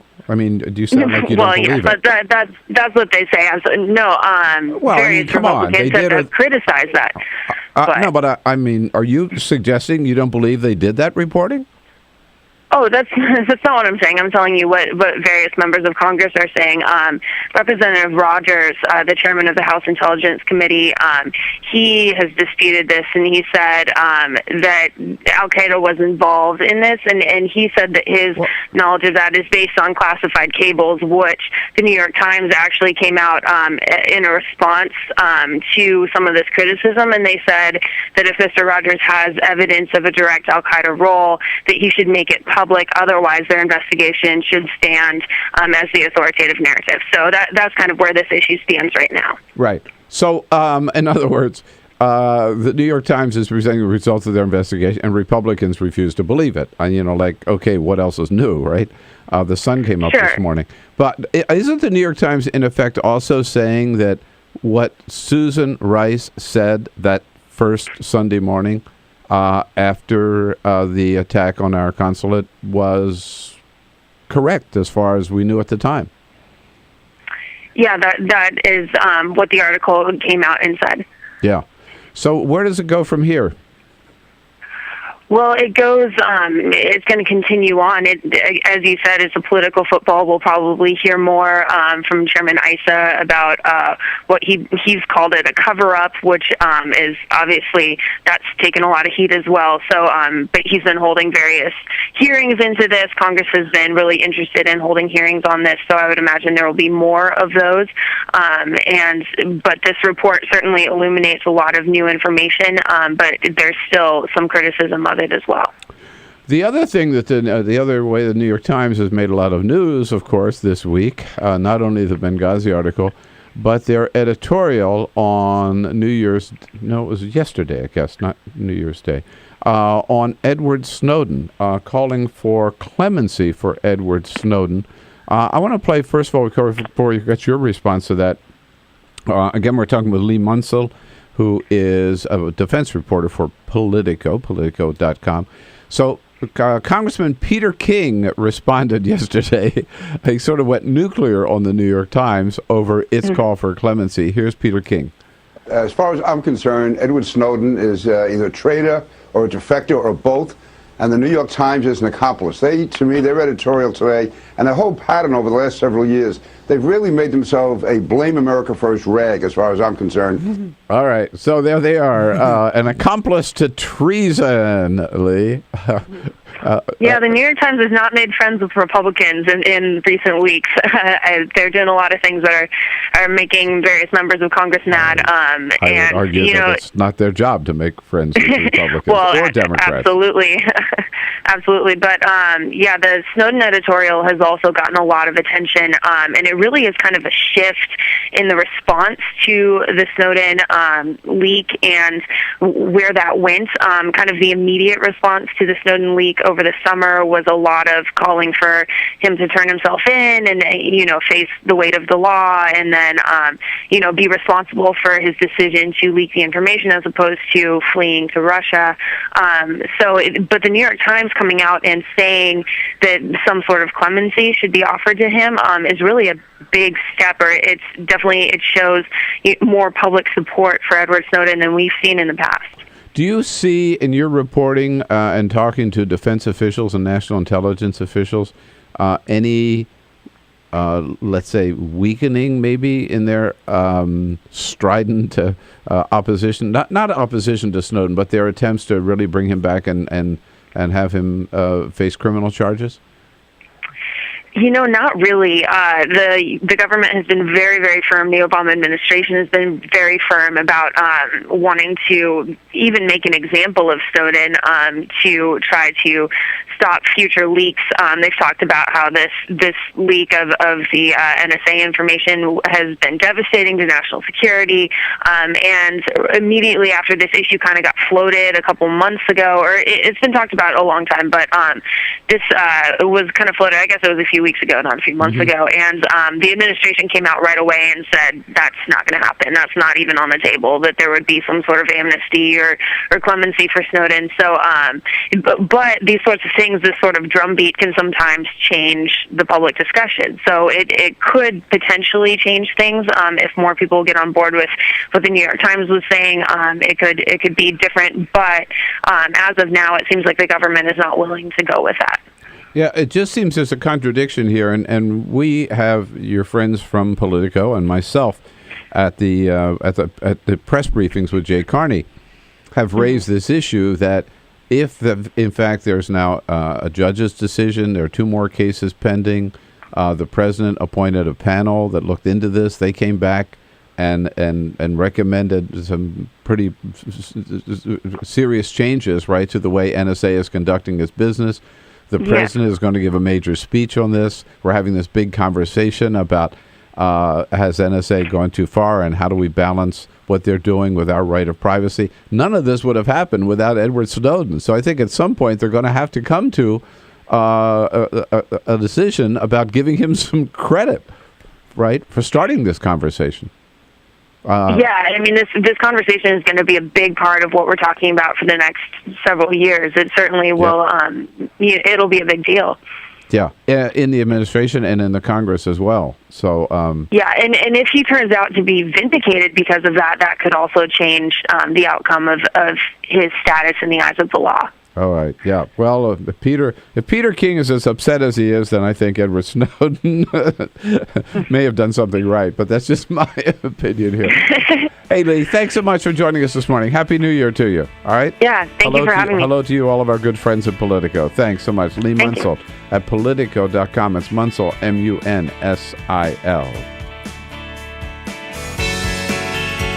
Seen on Free Speech TV and online on TawkrTV. This is the Bill Press Show.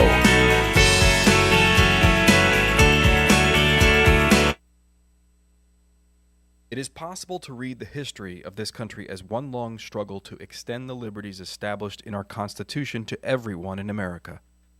In other words, who, according to our laws and culture, gets to be considered a person? The law creates legal personhood, and movements create law and change culture. So, how have the courts passed laws to shape our culture? That history goes way back before Citizens United. 1819, Dartmouth College versus Woodward, Supreme Court case, turned a corporate charter from a government-granted charter to a contract. This ruling gave corporations standing within the Constitution. 1886, Santa Clara County versus Southern Pacific Railroad. Though the court did not rule on corporate personhood, the decision was subsequently cited as a precedent to hold that a private corporation is entitled to the same 14th Amendment rights of due process and equal protection as human beings. This makes it impossible for us to make laws that treat local businesses any differently than giant multinational corporations, even if their business practices are deemed to be harmful to workers, the environment and communities, or if they have a history of violating the law. Hale versus Henkel, 1906. The court granted corporations the Fourth Amendment search and seizure protection. Dodge versus Ford Motor Company, 1919. The Michigan Supreme Court says the business corporation is organized and carried on primarily for the profit of the stockholders. Stockholder primacy is established. The purpose of the corporation, according to the court, is no longer to serve the public good, as it had been. It is now to maximize profit for shareholders above all else. Pennsylvania Coal Company versus Mahon, 1922. Corporations get the Fifth Amendment takings clause, meaning if you pass a regulation that impacts a corporation's ability to make a profit, that is deemed a taking, and they can sue for the right to future profits lost. This creates a chilling effect, and local and state governments become much more hesitant to pass laws in the public interest for fear that corporations can claim loss of potential profits that cities and states will be on the hook to pay. Buckley versus Vallejo, 1976. The Supreme Court rules that spending money to influence elections is protected under the First Amendment, in effect saying that money is speech. Citizens United versus Federal Election Commission, 2010. Today, the Supreme Court of Chief Justice John Roberts declared that because of the alchemy of its 19th century predecessors in deciding that corporations had all the rights of people, any restrictions on how these corporate beings spend their money on political advertising are unconstitutional. The court's ruling threatens to undermine the integrity of elected institutions across the nation. It's a rejection of the common sense of the American people.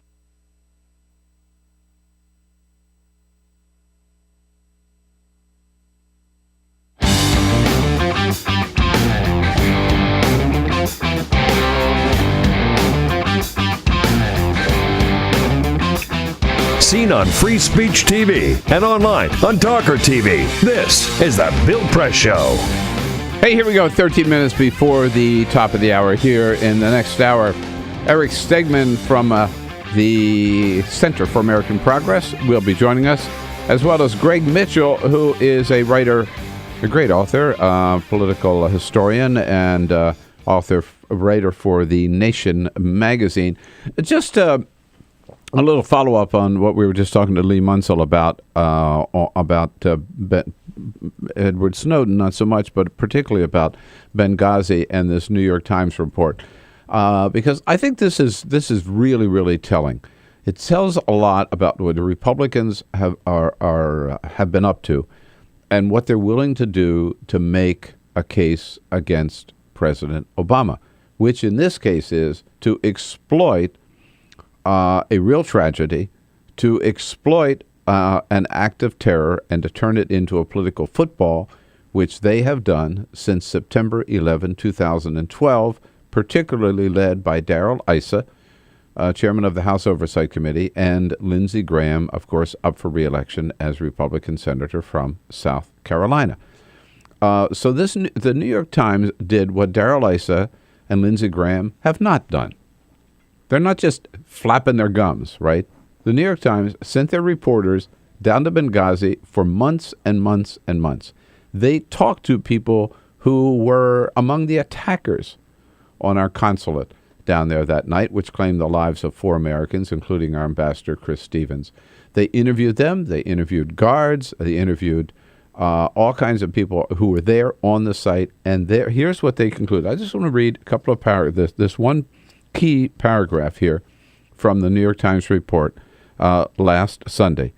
Months of investigation by the New York Times centered on extensive interviews with Libyans in Benghazi who had direct knowledge of the attack there and its context, turned up no evidence that Al-Qaeda or other international terrorist groups had any role in the assault. Because that's the first thing that Darrell Issa and Lindsey Graham were saying, that this was Al-Qaeda planned, Al-Qaeda directed, and we knew about it ahead of time. New York Times says, not the case.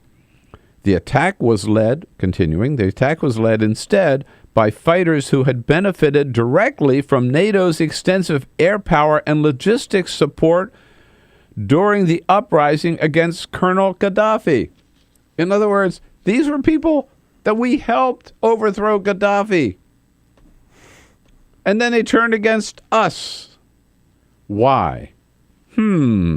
Contrary to claims by some members of Congress, it was fueled in large part by anger at an American-made video denigrating Islam. Which is exactly what Susan Rice said. And she said, by the way, that Sunday, for which he's been mercilessly attacked ever since by Issa and Lindsey Graham and other Republicans, what she said on that Sunday on all the Sunday talk shows was, we have just sketchy information, but this is what we know for now. It may change, but for now we believe that this attack was in part instigated by anger, justified or not, about this video, which was critical of Islam. So, in other words, what we've really got here is we finally have the truth about Benghazi. I mean, certified, confirmed by the New York Times, which proves that everything Republicans have been saying for the last year and a half about what happened in Benghazi that evening was a lie. And they knew it was a lie. And they kept perpetrating this lie and perpetuating this lie. Why? Because they were trying to, again, using Benghazi as a political football against Barack Obama to try to prove that President Obama is soft in the war on terror. And this is a guy, remember, who got bin Laden. This is a guy who has vastly expanded the use of drones against terrorist suspects more than I would support or like to see. Terrorist suspect in Pakistan and in Afghanistan, who has killed more members and the leadership of who has decimated the leader at Al-Qaeda, who has taken George Bush's war on terror and basically taken it to an extreme, and they can't accept that, so they've got to use this one incident to try to, again, prove Obama weak on terror. And what I really find offensive about this is that this was an attack on this attack on our consulate was an attack on the United States. It was just like, in that sense, September 11, 2001. But what happened then? Democrats and Republicans came together and said, this was an attack on all of us, and we're going to get the people responsible. After September 11, 2012, Democrats and Republicans did not come together. Republicans went their own way and said, we're going to use this incident as a political wedge, a political issue, a political football against Barack Obama. That's what's so disgusting about this whole political campaign that we've seen for the last year and a half. And Leigh Munsil from Politico is right. We don't expect Republicans to admit that they were wrong.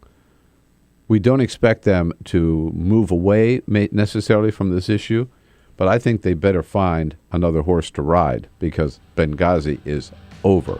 Now we know the truth about Benghazi, and now we know what big lies we've heard from Darrell Issa and Lindsey Graham. They have zero credibility on this issue from now on. And I want to know, how many months has Darrell Issa spent in Benghazi interviewing people involved in the attack?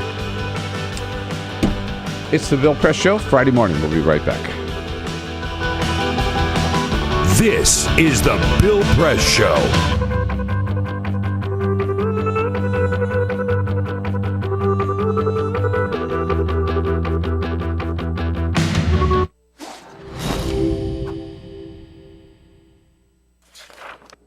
In 1920s America, the Great Depression effectively erased consumer demand. Struggling manufacturers needed new ways to get people buying again. Innovative production processes like stamping and use of molds allowed them to use new materials for their designs. Products using vinyl, chrome, aluminium and plywood began appearing. American industrial designers began introducing streamlined, efficient shapes that shouted progress. Bel Geddes pioneered what we now refer to as utilitarian art. Things that had little reason to look sleek now all of a sudden did. At the 1939 World Fair featuring Bel Geddes' immensely popular Futurama exhibit, a new era of American industrial design proudly claimed to be building the world of tomorrow. Americans found great positivity in these futuristic forms. Yay. Things were looking up. American industrial designers realised that by making objects look great, people simply wanted them more. From cars to kitchen appliances, the most influential society on earth was spending money again. Mass consumption had arrived. Advertisers finally had lots to talk about. Personal taste could be expressed through the things you bought. Style became equally as important as function. Chair designers like Eames and Saarinen didn't just design seating, they created desirable lifestyles. People behind the products suddenly were stars. Everyone wanted to know who they were. Raymond Loewy was one of the shining lights of American industrial design. His face ended up on every coffee table in the nation. Toothpaste packaging promised whiter teeth. Washing powder packaging promised whiter whites. Who knew such simple household objects would shape the tastes and ambitions of an entire society? American industrial design improved America, functionally, culturally and intellectually, and exported it around the globe.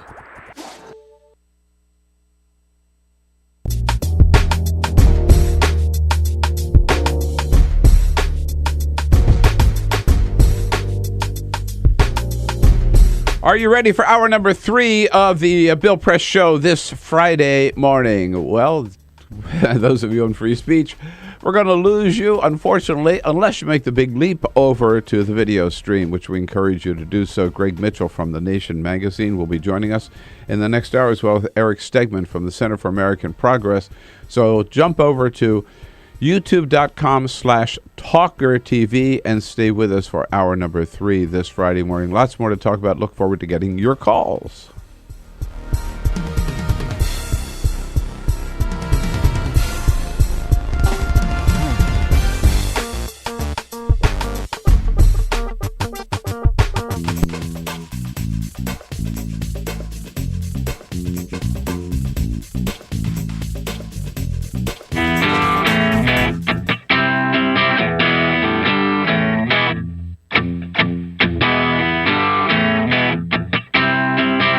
This is the Bill Press Show.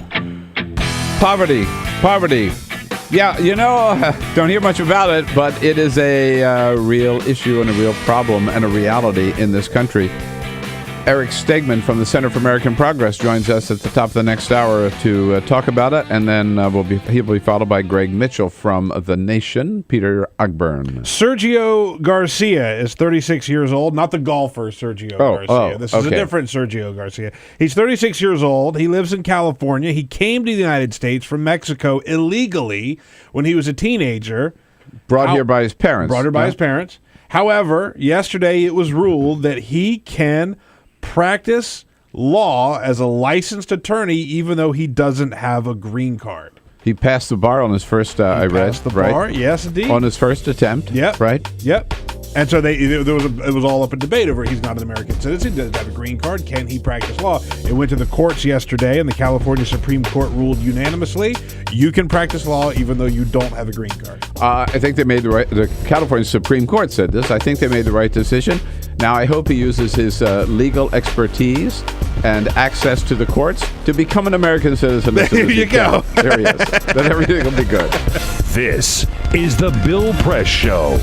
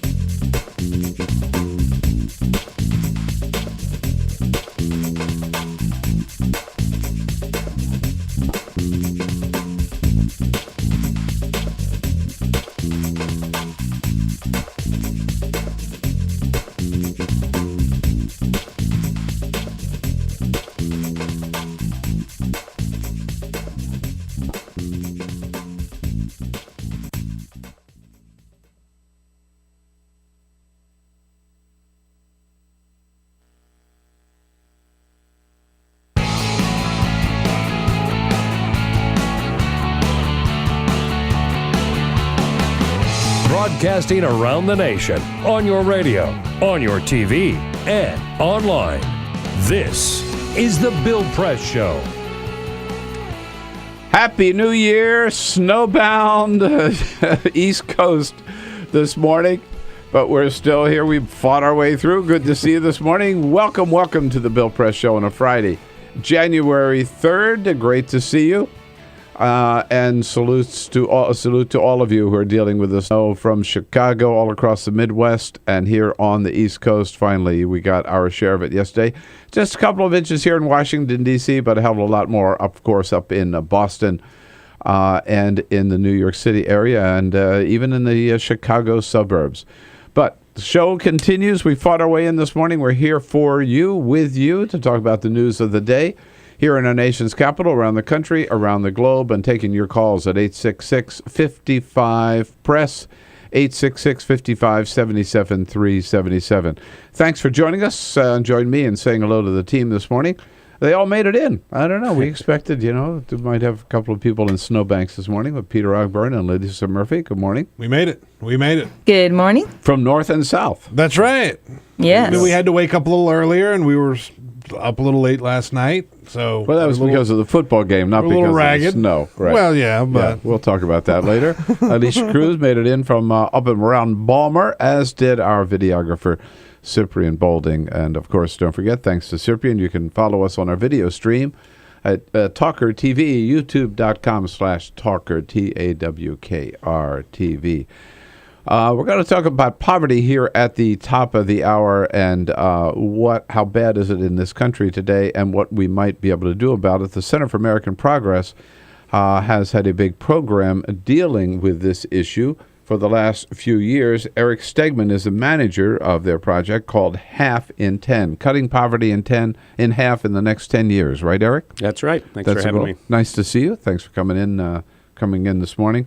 I did mention there was a certain football game last night. No, you're not going to do this again, are you? No, we haven't talked about it yet this morning, really, except for Cyprian busting in here with the Oklahoma fight song. But you mentioned the key play right toward the end. Yeah. 56 seconds to go. Alabama has a shot. They have a shot. And they've got possession. And they've got the ball. And they're within range. Down a touchdown. There we are. And here's what happened. 56 seconds left in the game. McCarron on first down. Back to throw. In trouble, sack. The ball came loose. It's a fumble. Oklahoma picks it up and runs it into the end zone. Touchdown! Touchdown Sooners. Erik Stryker picked up the fumble and takes it to the house. Ball game over. Oh, I know you're not used to watching the Alabama Crimson Tide play in January when they're not playing for a national championship. It's been a while since that happened. I know. So, well, they didn't look like national champions last night. No, they didn't. No, yeah. They got housed.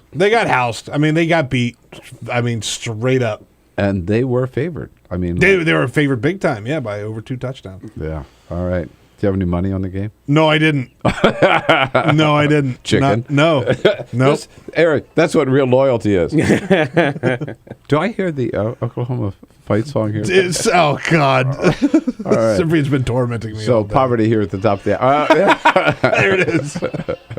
Thank you. With Erik Stegman. Greg Mitchell from The Nation joins us just a little bit later. We'll get into the issues of the day. But first, we've got the big headlines here.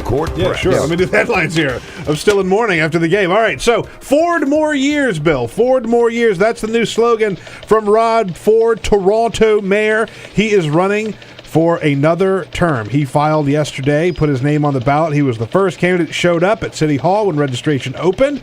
The election is going to be held October 27th, and that is going to be his official campaign slogan, Ford more years. Ford more years. You remember he, smoked crack in a drunken stupor, as he likes to refer to it. You know what? He could get reelected. Yeah, he's a pretty good dancer, too, from what I saw. Oh, yeah, right. Except he keeps knocking people over. Right. If nothing else, the people of Toronto should admire his chutzpah because... after everything that's happened, he's still running. That was what Michelle Bachmann called it, wasn't it? That's right. Chutzpah. Chutzpah. Right. Netflix is testing new price plans for streaming video. It's an attempt to lure more viewers. Among the plans being tested are a $6.99 month plan that allows only one video stream to be watched at once, and another $10 a month plan that would allow 3 streams at a time. That would also be at a lower quality stream, so you're not getting as crisp of a video. All right, by the way, this just reminds me of something I meant to mention earlier. All right, go ahead.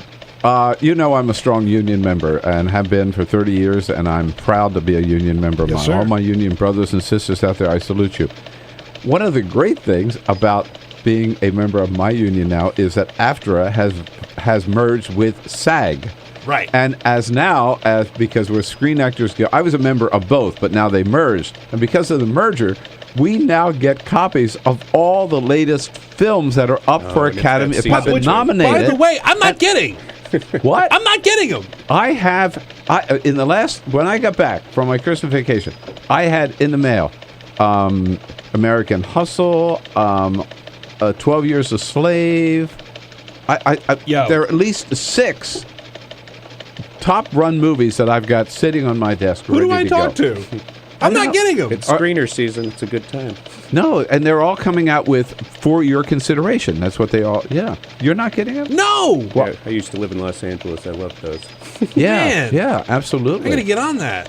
And I just wanted to ask whether you guys are getting them. No? I'm not. Well, maybe you didn't pay your dues this month. I did. I want them. I want to get my because I just saw American Hustle. I actually paid money to see it in the theater. I could just watch it. I've got to tell you, this weekend with this snow, build a fire in the fireplace and just go through those flicks. There you go.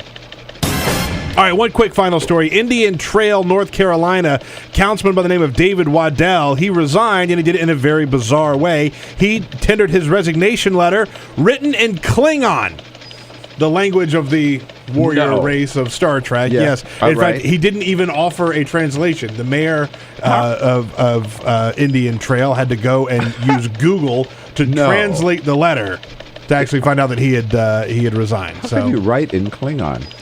If you're a nerd, you know exactly how to do it. All right. Maybe we should do a show in Klingon. Maybe every show we do is in Klingon. Yeah, exactly. All right, Peter, thank you. All right, Eric, this is really good work that you're into because nobody talks about poverty anymore. It's almost like it doesn't exist in this country, but it does, doesn't it? Oh, it definitely exists. And fortunately, we're in another year where the poverty rate has remained stagnant after getting worse for a couple years after the recession. And it doesn't get discussed enough. Before the election, actually, a lot of our advocates on the ground were especially upset at the fact that it wasn't even, discussed most of the time during the election. How bad is it in this country? The official poverty rate is about 15% right now in the United States. Which is? About 1 in 3. I'm sorry, 1 in 6. 1 in 6? Yeah, excuse me. Which is like, what is it, 47 million? 47.5 million or so. Jeez. In poverty. And that's around, for a family of 4, it's about $23,400. So we're not talking a lot of money here. $23,400 for a family of 4. Right. But 15%. It has always been that. I mean, how does that rate with 10 years ago or 15 years ago, or when did Lyndon Johnson start the war on poverty? So he actually announced it about 50 years ago. Next week is the anniversary of his State of the Union when he called for an unconditional war on poverty because, at that time, actually a really interesting new study just came out of Columbia University, out of their population program there, that showed that back in 1967, the poverty rate was 26%, and it fell to 16% today, in 2012, if you take account of safety net programs. So that's a pretty dramatic drop in a poverty rate during that time from 67 to 2012. Right, but still, 15% is. Yeah, it's certainly not something. So for this 50th anniversary. Are there any plans? I mean, is there any legislation? Is the president going to be giving a speech? Do you know of any way to commemorate that kind of, or maybe renew our pledge to get rid of poverty? I think we absolutely need to, because really where our successes came from with the war on poverty was that it was a national commitment. We really, put an all-hands-on-deck strategy, and it worked in a lot of important ways. The president actually gave an excellent speech on income inequality last month, where he called it one of the serious challenges of our time. And I think with stagnant wages for too many for over a decade and a lot of other issues, it's really that our economy is still failing most families. So how with the center, with your program, to cut poverty in half by 10 years, what's your plan for doing so? I mean, not that you have time to give us the entire plan. It's a big one. Well, we started our clock in 2010, and what's unique about our campaign is that we actually look at 21 different indicators of poverty each year along that shot clock. We put out an annual report really helping people understand what all the different data means and where we're doing well, where we're not. This year, it was very similar to last year. Income inequality is at an all-time high. People of color and women are still falling far behind, but one of the real positive parts was really the health insurance coverage and what that's starting to show us, because it was 2 years in a row now, the rate of people who are uninsured has finally slowed dramatically, and we expect that to continue as the Affordable Care Act is implemented. But it shows what happens when we invest, and that's the main. All right, now let's talk about some specific ways that we might alleviate the poverty that so many families are experiencing. Food stamps is one of them. And yet it seems this Congress is determined to go in the opposite direction. Rather than making food stamps more available, cutting food stamps. Right. We're really arguing over how much to cut and not how much to invest. And, the economy is still terrible, and too many families don't make enough to put food on the table. And we know it works. The U.S. Census Bureau puts out an alternative poverty measure that actually takes into account things like food stamps and a family budget, and it shows that it lifts millions of Americans out of poverty every year. So food stamps alone. Yeah, food stamps alone. And then when you incorporate other important programs like the Earned Income Tax Credit, millions more are lifted out of poverty. So, we're really arguing over cutting programs that are shown to work by our own U.S. Census Bureau. And food stamps were cut this year or last year by how much? By last year, they were, I'm not sure exactly what the number was. We've been arguing over two different versions of a bill. The Senate passed a $4 billion cut, the House around $40 billion. And so right now they're negotiating over where to get in the middle of that. That's still on the table there. Yeah, we're hoping to hear more when they get back next week, but it's definitely, we're expecting it to be a uphill battle on some of those cuts. One other issue is the minimum wage. Mm-hmm. and there's legislation in both the House and the Senate. The president originally said in a State of the Union last year he wanted to raise it to $9, I think. Yeah, I believe so. Now they've shifted to he's accepted the up to $10.10. Right. And then tied to inflation. That to inflation. Right. And that's, I think we're at a really interesting moment where there's just this groundswell around the country in a lot of different sectors where people are getting out into the streets and demanding a wage that's going to put more money in a family's budget so that they don't have to rely on these programs. So the federal minimum wage today is $7.25. Right. And that's actually a poverty wage. That's right. Most families living on that are below the poverty level. They're right. So if they're working, somebody's working a full-time job, right, 40 hours a week, 52 weeks a year, making $7.25 an hour, they're still below the poverty level. Right, and then especially if you incorporate... So what the hell? I mean, right. Well, yeah, I mean, who can live on that? And most of those, many of those jobs, especially in the service sector, don't come with the kind of benefits that they need, especially things like health insurance coverage, which hopefully will be changing over the next couple of years. But these are all expenses that families just can't meet right now. I just did a column on this, which, Peter, we don't have it yet, do we? I don't have it yet, no. But will be posted, I'm sure, or later today on my website, our website at BillPressShow.com, about the minimum wage. And so it's now stuck. It's at $7.25. It's been stuck there since 2009 under legislation signed by George W. Bush, but the Republicans were willing to do it for Bush. They're not willing to do it yet for President Obama. I saw that the AFL-CIO, according to them, the average worker wage in this country today, average, is $19.77 an hour.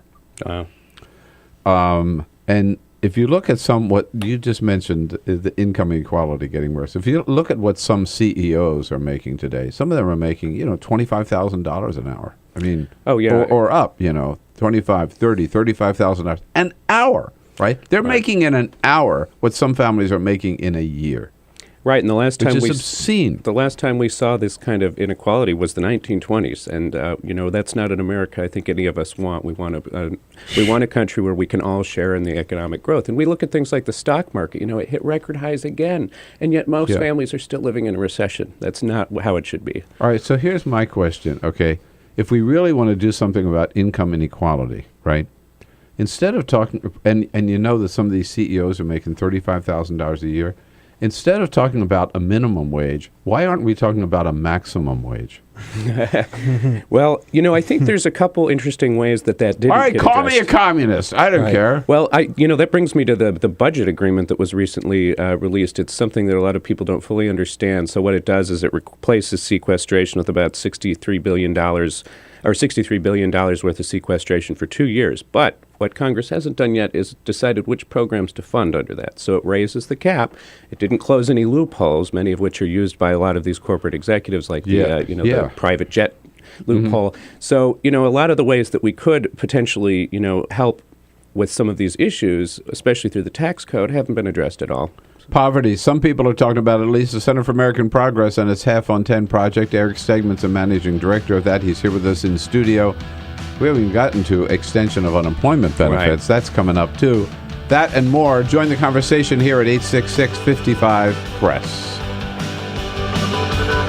This is the Bill Press Show.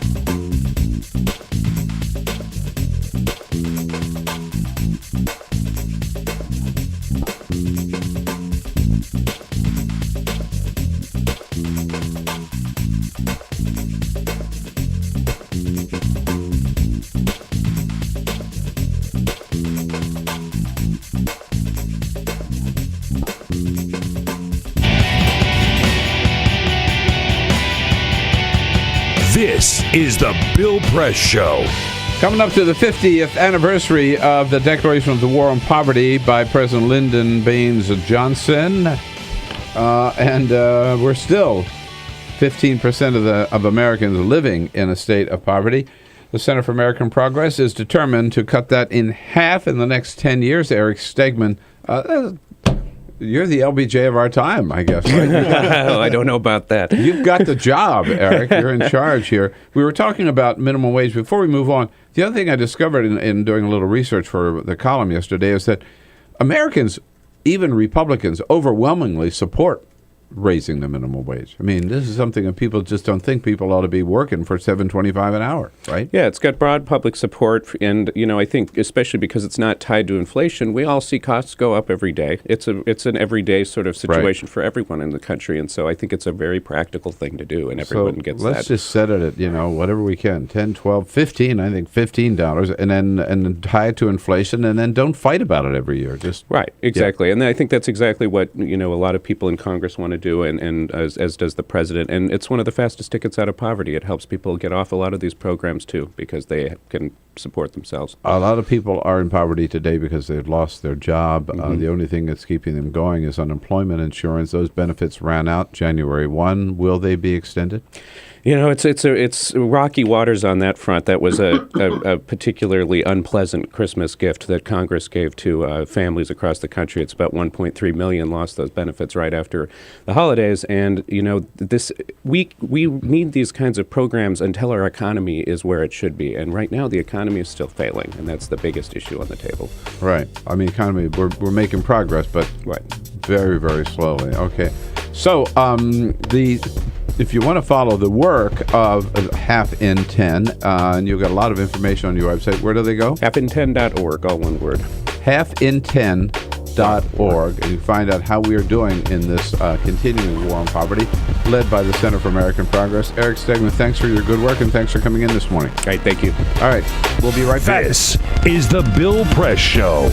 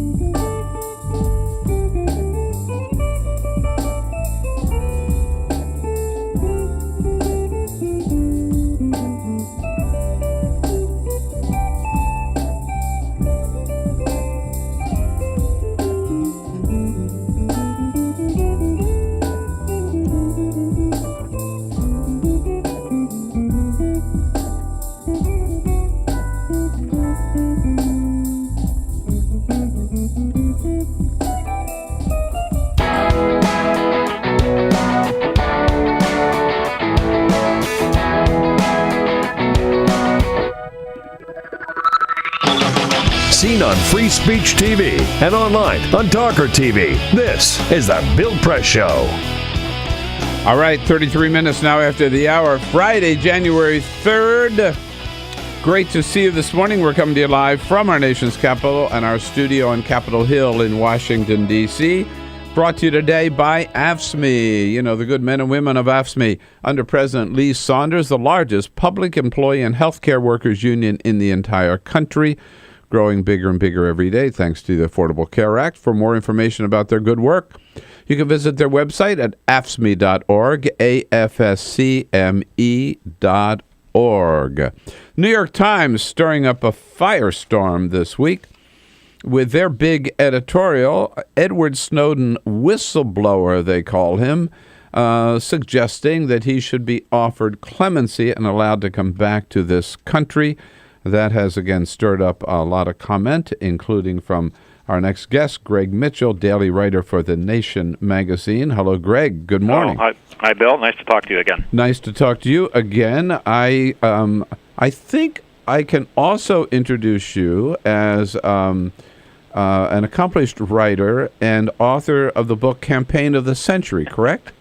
Yes, we chatted about that many years ago. I know, and I was hoping you were the same Greg Mitchell, because I have to tell you, Campaign of the Century, look it up, folks. It's about the gubernatorial campaign of Upton Sinclair for governor of California.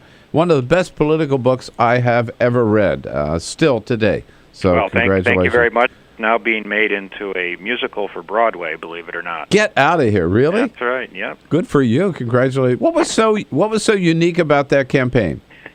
Well, it was the first campaign that really ushered in the modern era of campaigning. I mean, there were a couple different levels. Just briefly, one level was just that Upton Sinclair led one of the greatest mass movements in American history and poverty in California in the depths of the Depression. Epic, and EPIC, that's right. It led this incredible grassroots campaign, which is sort of could resonate today, you might say, and swept the Democratic primary. He was, of course, a socialist, but he became a Democrat. He swept the Democratic primary and was headed for victory, and he was only stopped because the Republicans and conservative Democrats and the big business types invented the modern campaign, the first campaign to really bring in outside consultants, spin doctors, national fundraising. Hollywood took its first jump into politics, oddly, from today's perspective, on the right-wing way. Oh. And Irving Thalberg himself produced the very first attack ads for the screen, which were fake newsreels for movie theaters, not TV, obviously. And, I could go on, but there were many innovations in that campaign. That makes me want to read the book all over again, or maybe wait and see it on Broadway. There you go. All right, there you go.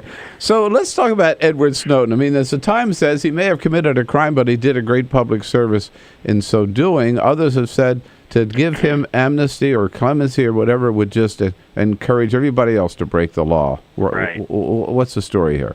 Well, as you said, this has been a debate that's gone on since his revelations first started coming out, and oddly, it didn't get a lot of traction until the fellow who's probably going to be the number 2 at NSA during that controversial 60 Minutes segment recently said that the question of clemency for Snowden ought to be discussed. Yes. Which shocked a lot of people, and whether including the White House. Yeah, whether that was designed or not, it then got people like the New York Times and the Guardian also came out yesterday calling for a pardon, basically. It kind of made it a more mainstream discussion. And so now you've had all sorts of people who are calling for at least some sort of opportunity for Snowden to come back, some plea bargain, some sort of arrangement where he face much of any time in prison, and so it made that discussion more viable. But of course, as you said, many people still oppose the very idea. We have raised this issue, I have personally and others, with Jake Carney at the White House, and I mean they're adamant. No, he's facing criminal charges. And he ought to be brought back here and put on trial and given every protection of the law. Of course, I think everybody understands if he were brought back here, he'd spend the rest of his life in prison. Right. Most likely.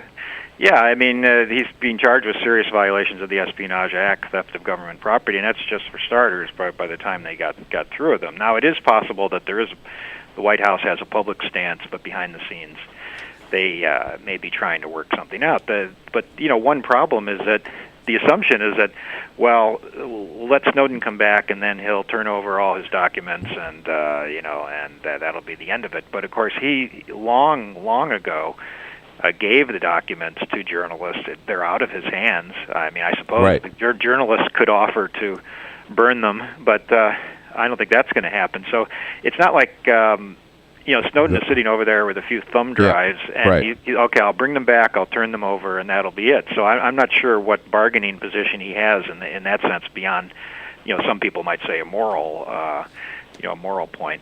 And you're right. I mean, I'm chagrined that I don't have it in front of me, but this morning's I've got the New York Times here. The Washington Post this morning has a front page story with yet another revelation from Edward Snowden's documents that he gave to the Post a long time ago. Right. Well, on the front page story, so the stuff keeps coming out.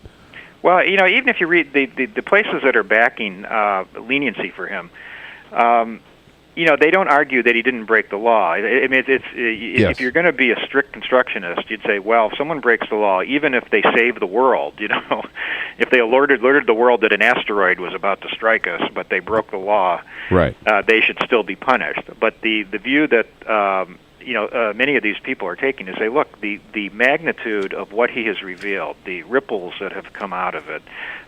2 federal judges have basically called this Orwellian, the NSA.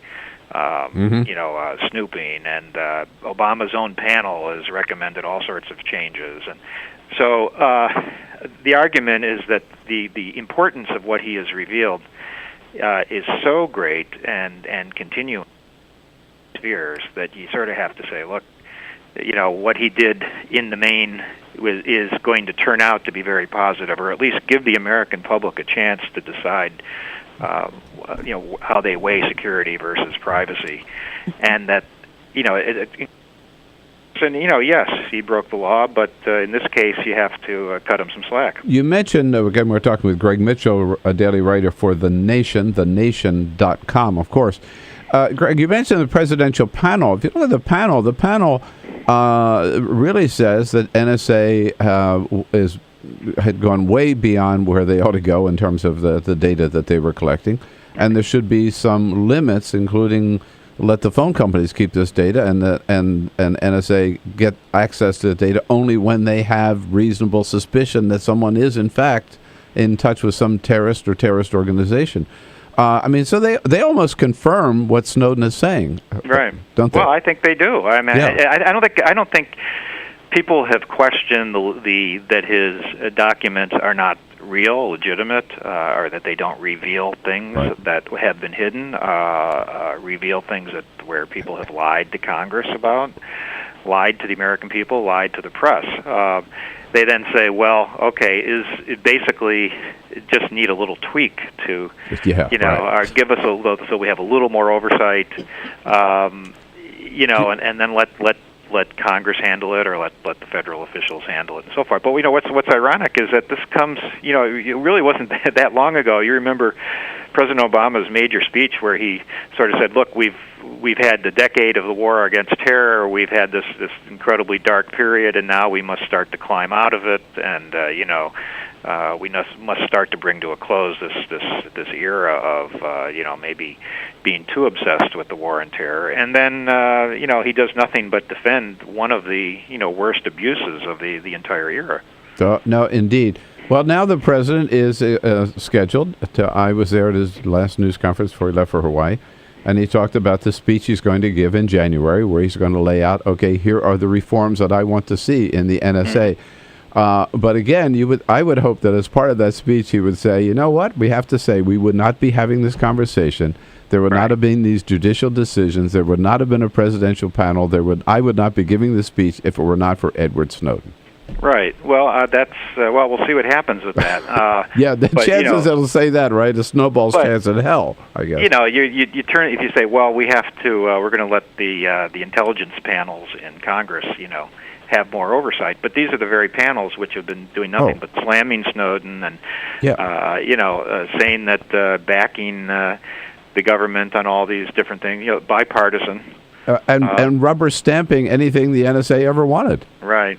So, and it's galling to a lot of people when so many people will say, well, why didn't Snowden stay here and face the music? And, why didn't he work within channels and so on and so forth? Well, I probably don't have to tell your listeners how that generally works. I wrote my first book about whistleblowers back in 1980, believe it or not.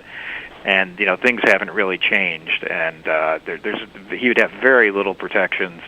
The chances that any of this that would have happened are almost nil if he'd worked within channels. So, that argument is really off the tracks. Yeah, totally naive at best to suggest that had he stayed here and gone through the channels, he could have gotten, any any cooperation, right, or any assistance or any help at all. No, indeed.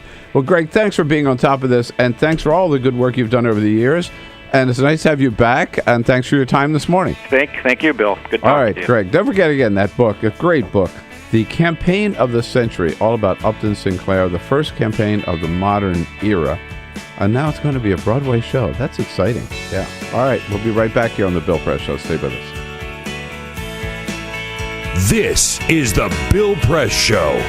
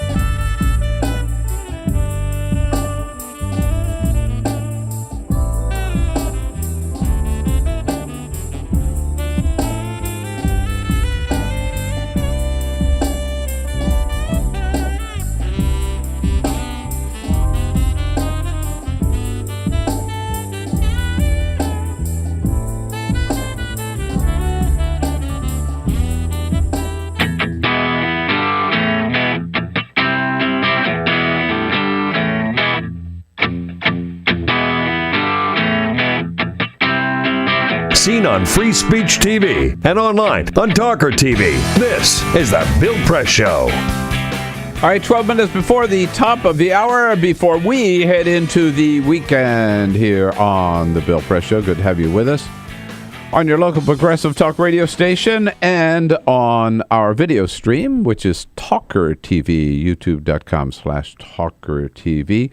A little roundup of some of the top stories we've been talking about this morning here before we head off into the weekend, starting with Mr. Ogburn. In Louisiana. All right, we're already talking trouble. Exactly. You go there and... It's trouble. Louisiana politics. So Republican Congressman Bill Cassidy is vacating his seat, and he has... He's not Dollar Bill. That's not Dollar Bill. No, that's not Dollar Bill. Right. But he does have a potential challenger. There is someone allegedly considering a bid for that seat, and that man is... Wait a minute. Edwin Edwards. Edwin Edwards. No! Edwin Edwards, 86 years young. He spent 8 years in federal prison after he was convicted of racketeering, extortion, and other money laundering charges. He is seriously considering a run at Louisiana's 6th district.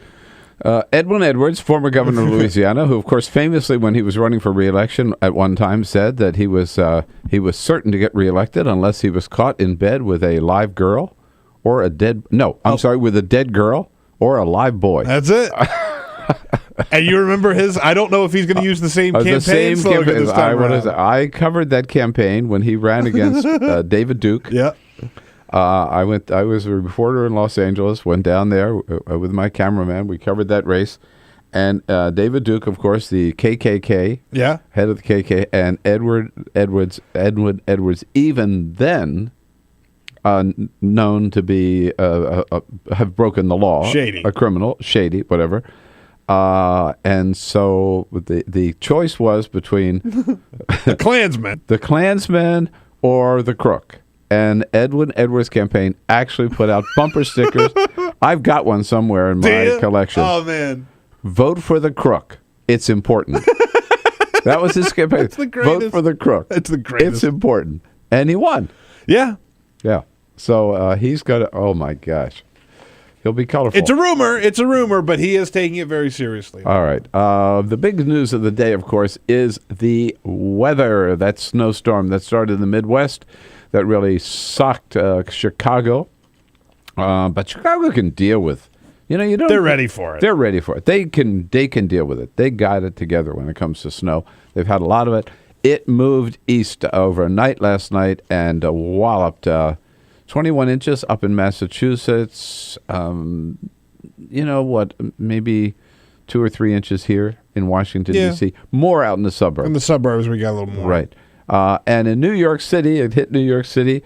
Mayor de Blasio, the new mayor, first day in office, what does he have to deal with? A snowstorm. But he said, we are not going to be caught asleep at the switch on this one.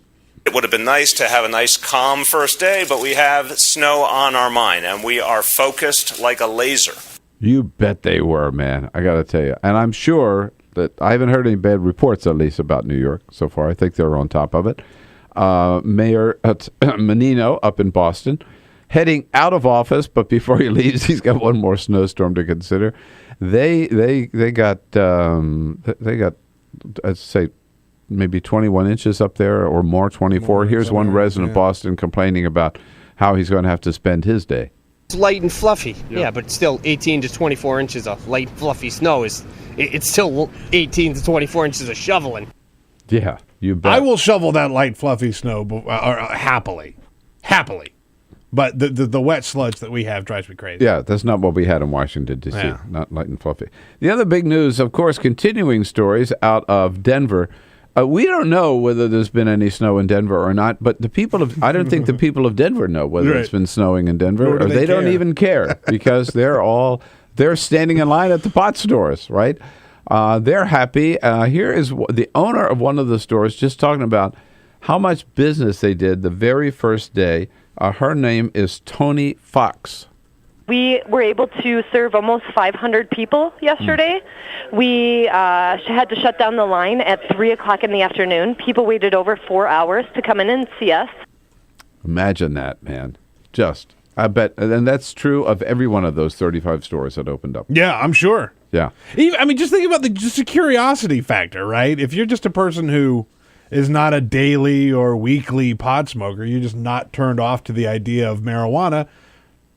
it's a good opportunity to go try it. All right. Here's one of the goals. Let's make a New Year's resolution right now. All right. Okay. Now, I've been talking about, and I'm really up for that. I'm talking about field trip to Asheville. Want to get back to Asheville, North Carolina. Out to Chicago. Got to have so many great friends in Chicago, including Colitex Bakery. That's right. Got to go. A field trip up to Ithaca. We mentioned a little earlier this morning. Just and among, we want to see every one of our affiliates this year. But we got to put up there a field trip to Denver. I'm on board. All right, field trip to Denver to help the local economy. That's right. That's our goal. Yeah. Stimulus package. Help the local economy. All right, and I'll be back helping the nation with a final parting shot. This is the Bill Press Show.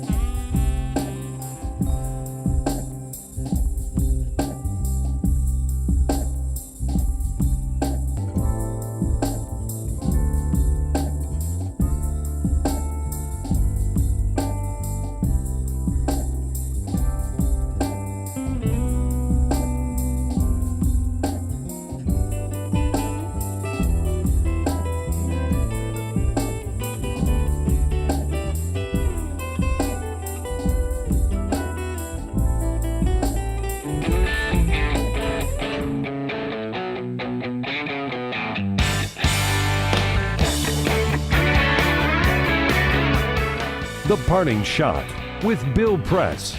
This is the Bill Press Show. All right, today we end up with a big shout out to the New York Times, which earned its stripes this week with two big stories. First, their lengthy investigation of the September 11, 2012 attack against our consulate in Benghazi, Libya.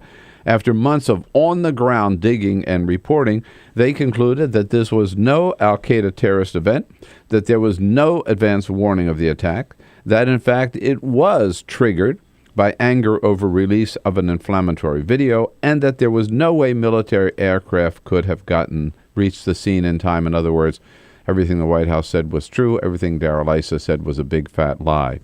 And also kudos to the Time for its blockbuster editorial on Edward Snowden, saying, as the Time reminded us, that he may have committed a crime, but he did this country a great service in releasing those documents.